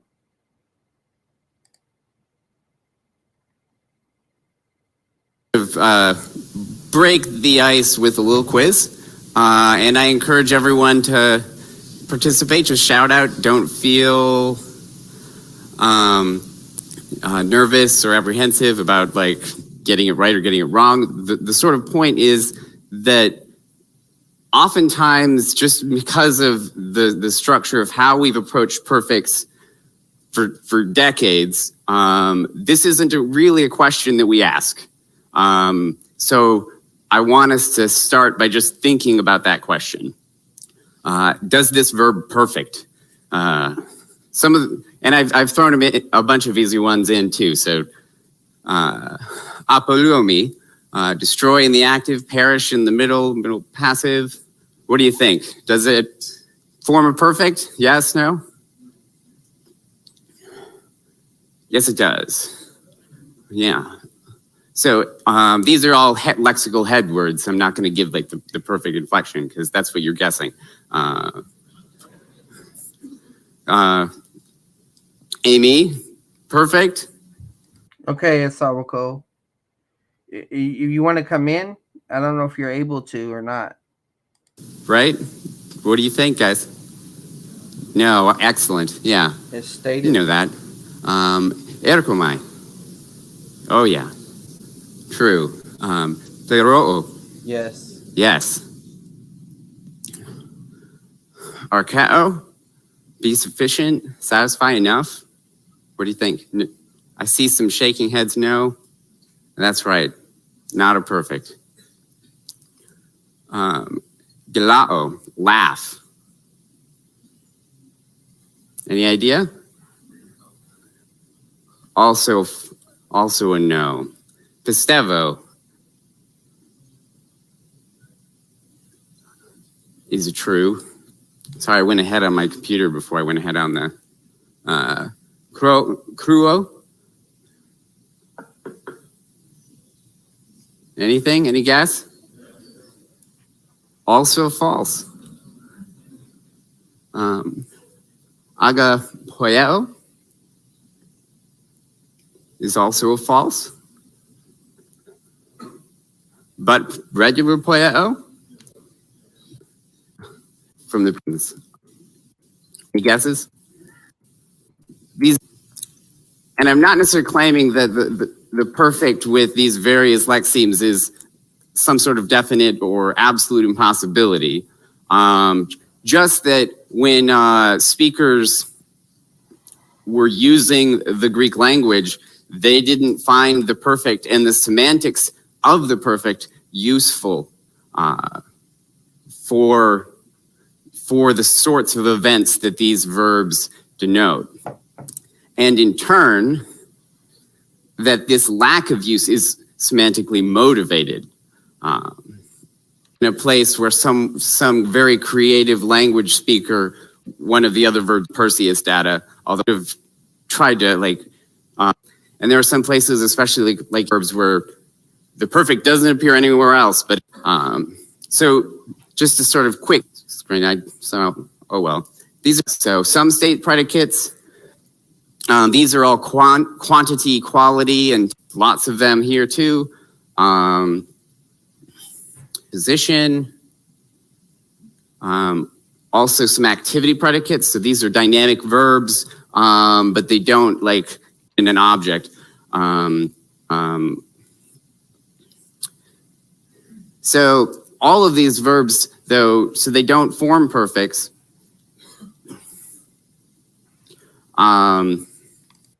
So what he's saying here is that a lot of these verbs that have to do with a state, state of existence, state of being, never form perfects.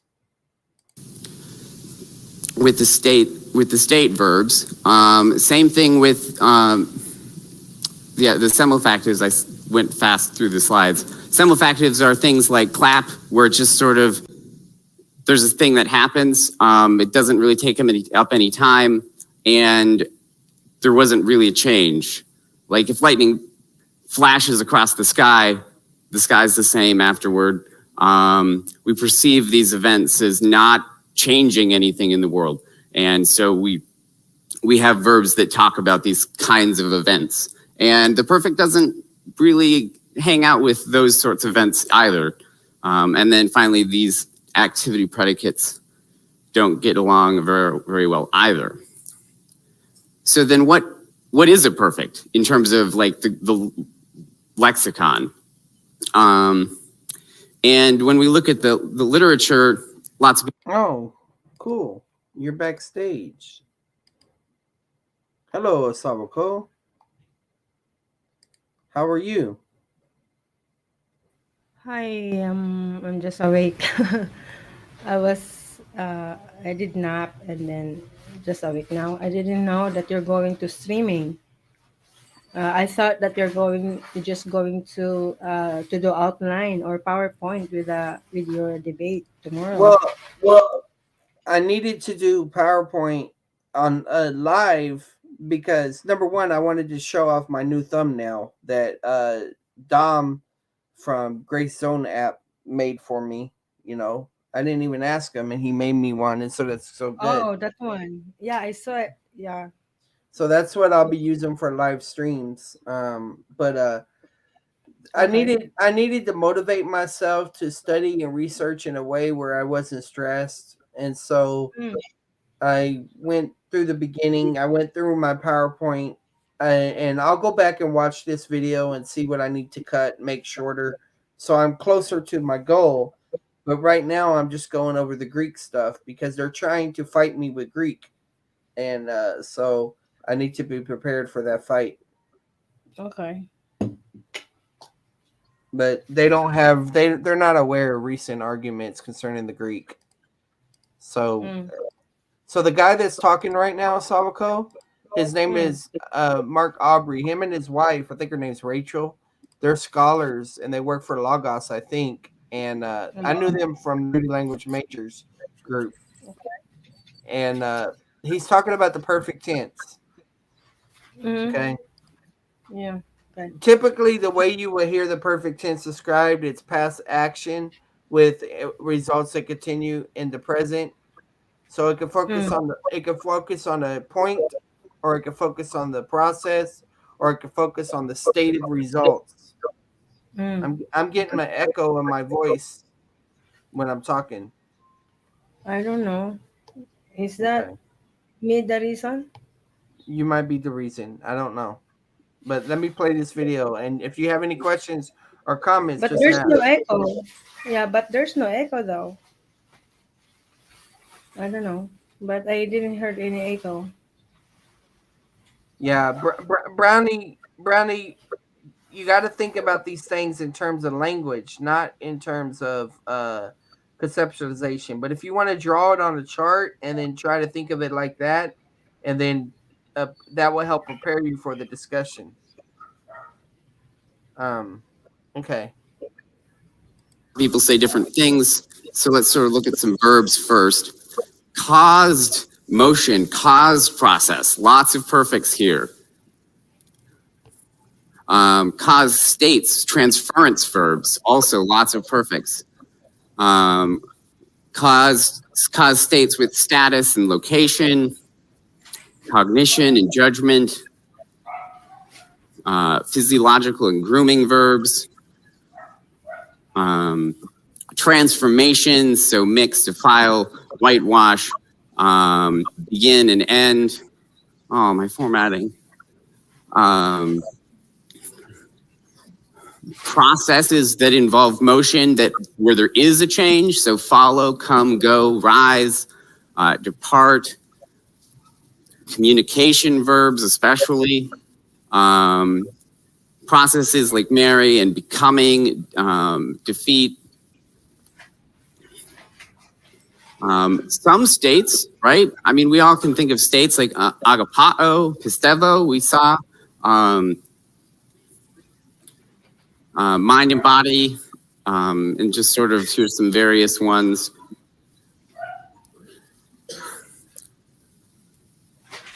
So change of state predicates dominate the field in terms of what is possible, but there's still some state predicates, and that's kind of funny, isn't it? Like a lot of Asawako, can you mute if you're not talking? Sure, sorry. No problem. state predicates don't form perfects, but there are a few that do. So what kind of motivates that? That's the question we'll be looking at. And then just the fact that these sort of weird distribution patterns across the verbal lexicon, they don't really get a lot of attention. When you look at the secondary literature, when you pick up Fanning or Campbell's book or Porter's book. So that's something that's sort of surprising to me. On the other hand, these are some of the things that the literature does say. Dr. Porter observes that there's a surprising consistency in grammars about how the perfect is discussed. I'm not entirely sure whether it's sort of like a compliment or a sort of criticism. It could go either way in some sense. And I've taken some quotes for like definitions of the perfect, and I've kind of grouped them together. So there's some people who talk about the perfect relative to English, like Zerwick and Swetnam and Daghaug, although Daghaug is a little more complicated, but that's a whole other story. Event completion is a very, very common theme, but there are a few ways to talk about it. So some people talk about up to the present effect, and they sort of use that temporal language. Other people just talk about event completion and not really anything else. And here's lots of. You see how this relates to the chart, Asawako? Hello? So yeah, the event, the completion of the event. Yeah, you want to show that? No. I just understand that event, process, event, position, experience, event. You know, sometimes it lines up that way. But you can have in your experience an event, process, and event as well. References to that are event completion and result state. So now that's not really temporal language. That's more aspectual-like language. And then sort of the just stative people. There are a number of those as well. And most of those you can. So this is what Eli was arguing last night when we were watching the video, because he was quoting McKay. And so McKay takes the perfect as just stative. Intensive perfect. I think that's how he was understanding it. See are more recent. So McKay 94, Porter 89, and this is from his 1999 intermediate grammar, or the sort of the something else people, and this is sort of a diverse bunch. Wallace has a definition that's sort of a blend of all sorts of things, and Fanning, as Campbell talked about already, he takes this piece from the Atkins art of state, and then he talks about imperfective aspect, and he mixes up, like takes all these chunks together, and that's sort of the meaning of the perfect grammaticalized. And Evans and Campbell sort of do a similar thing in terms of the different pieces, so remoteness and proximity and that heightenedness and imperfectivity. Another one that I didn't put in was Nick Ellis and Mark Dubas and I's Jet's piece from a couple years ago, but that we're sort of in this sort of something else category as well. But the big point is that this is a lot of diversity, like in this literature. There's lots of different definitions, and the way we talk about them as if they're competing with each other. And maybe we shouldn't do that. Maybe compete is a word that suggests that there's a winner and there's a loser, and I happen to be, I'm good friends with Con Campbell. I'm good friends with Fanning, and I know a lot of the contemporary scholars. They're really smart people. All of the dead grammarians, like in my lists of grammars, they seemed pretty smart too. They were probably all smarter than me, that's for sure. And while I very much agree with Dr. Porter in his paper yesterday that, well, the thing is, Brownie, and I believe I'm talking to Stephen, but Brownie, the thing is that English focuses on tenses. We focus on time, but Greek mainly focuses on what's called aspect. And so there's two main aspects, imperfective and perfective. So that means, hey, thanks, Asawako. That means you can think of perfective as completed viewpoint and imperfective as incompleted viewpoint. And then some say there's a stative aspect, which focuses on a state. So like when Jesus said, I am, he's focusing on the fact that he is God. He's eternal, in that sense. So don't think in terms of past, present, future. Think about it in terms of aspects a little bit more. Think of it like different camera angles in a movie that you're watching. the frameworks that we use affect our discussions. There's also a sense in which that we need to sort of acknowledge when we're reading the old grammarians that they knew Greek really well. And even if they don't have the language to describe what they're seeing a pattern.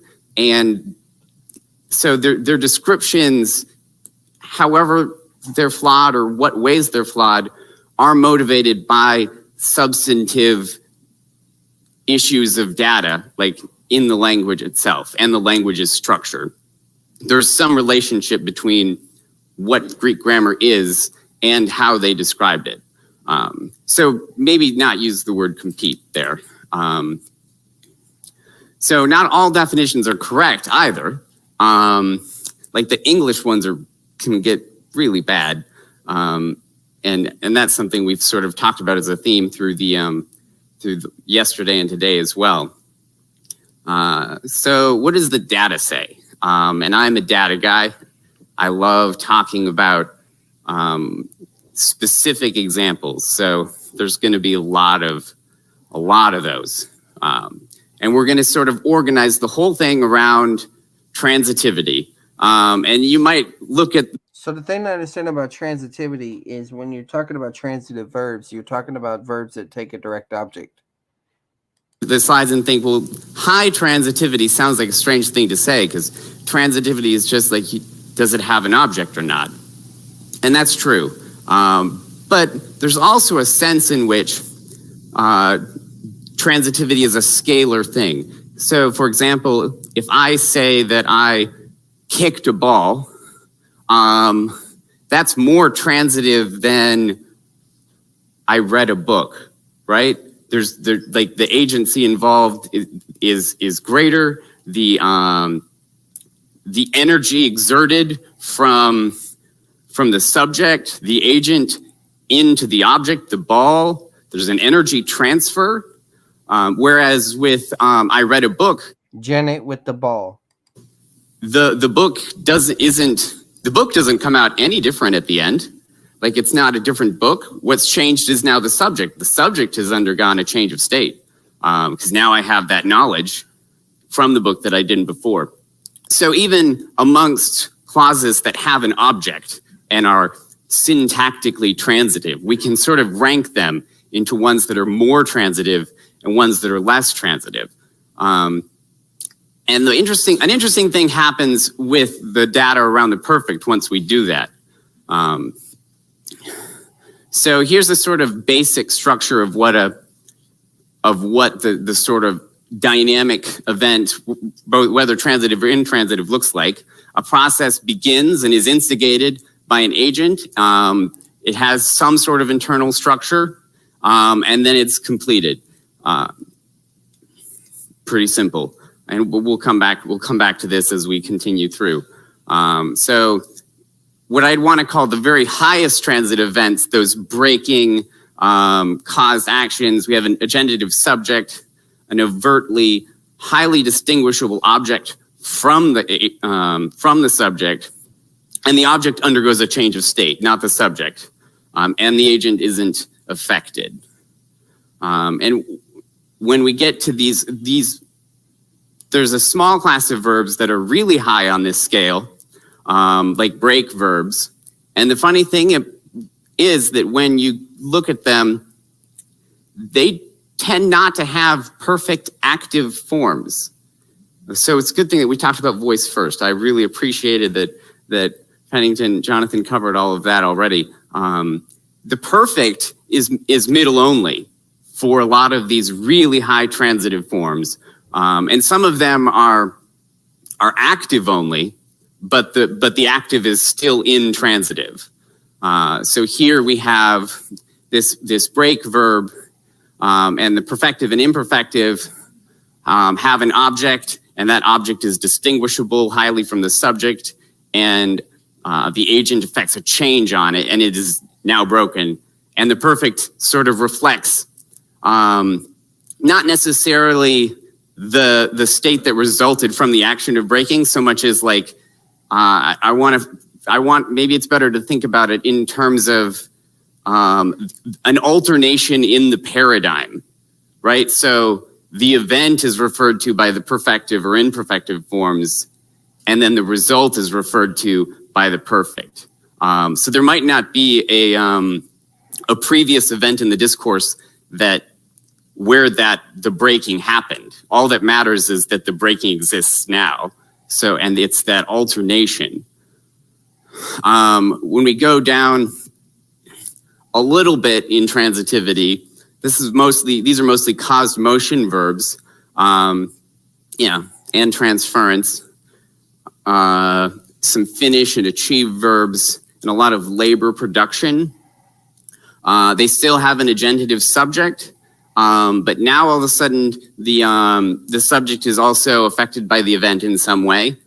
And these are the ones that now you have a transitive perfect that can then also be passivized the same way you could do with other things. So for example, Iro, take away, remove, he is lifted in active, and then the middle is removed, and then Ikego, I have poured it out, active, the love of God has been poured out, middle, for both these perfects. So I won't go through voice with all of them, just wanted to give this sort of picture. Dirumi has given the glory which you have given to me, I have given to them. So you have this sort of, the event ends, and now there's this result state. I did away with childish things. And so finish and achieve verbs, very common with having a transitive active as well.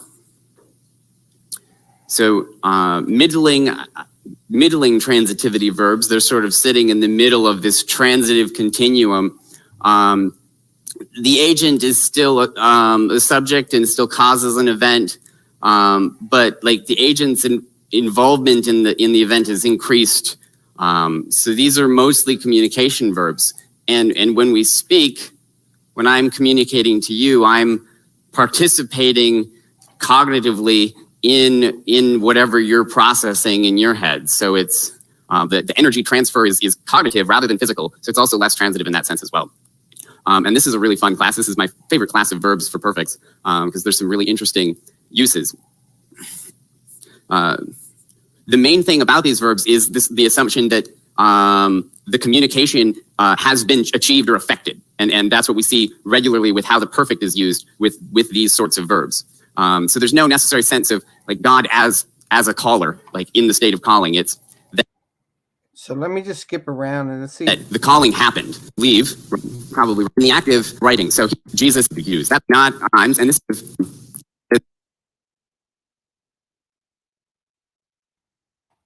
I'm just trying to see if This sort of there's.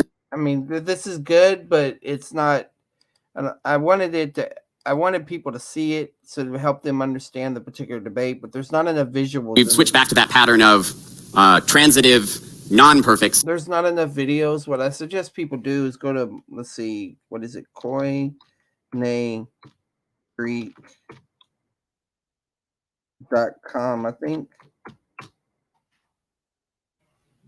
Yeah, this is his site. The person is not in the DTS, no? No, this is I think Southwestern Seminary, but he works for Lagos. I don't know where he went to seminary, but this is his articles, his website. Yeah. So let's type in the perfect. A brief guide to aspect in Greek, part 3, the perfect. So he has all this stuff here. Wow. The Greek perfect overview slide. So his slides are even here. Let's see how it works. I don't know how that works.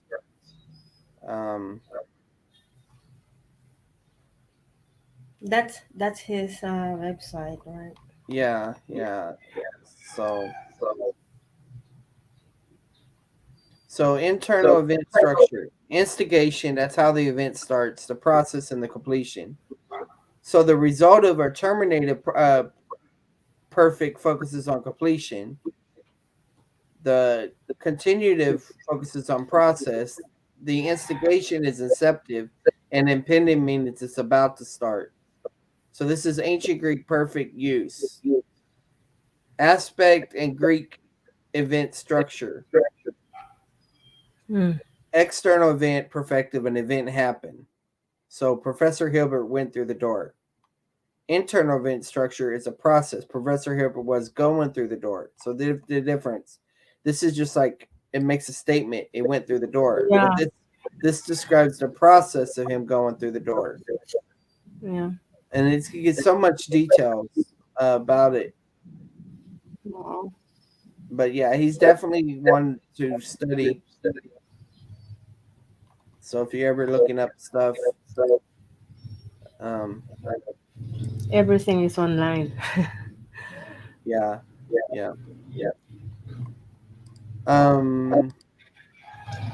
Let's look. Let me just see if there's anything on YouTube that is live right now or that is recent that we can react to.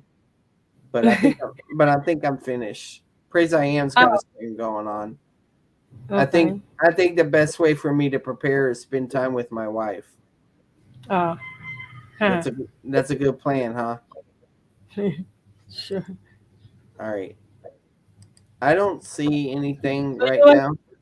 you want to land the plane now? Is Yeah. that what you mean? Yeah. Land the plane for us, Janet. Oh. You're not just you're not a stewardess. You are the co-pilot. So go ahead, land the plane. Oh no. Thank you so much for watching and listening to this live streaming, and I hope that you're going. If you are not as subscribed yet, please do so, and uh, please share this video to others so that the others will be blessed also. And if you lead by God to, to uh, we have our PayPal underneath this streaming. And yeah, if you lead by God to donate to continue this ministry, or I mean to help this ministry, please do so. And God bless. God bless. Keep us in prayer. Yes.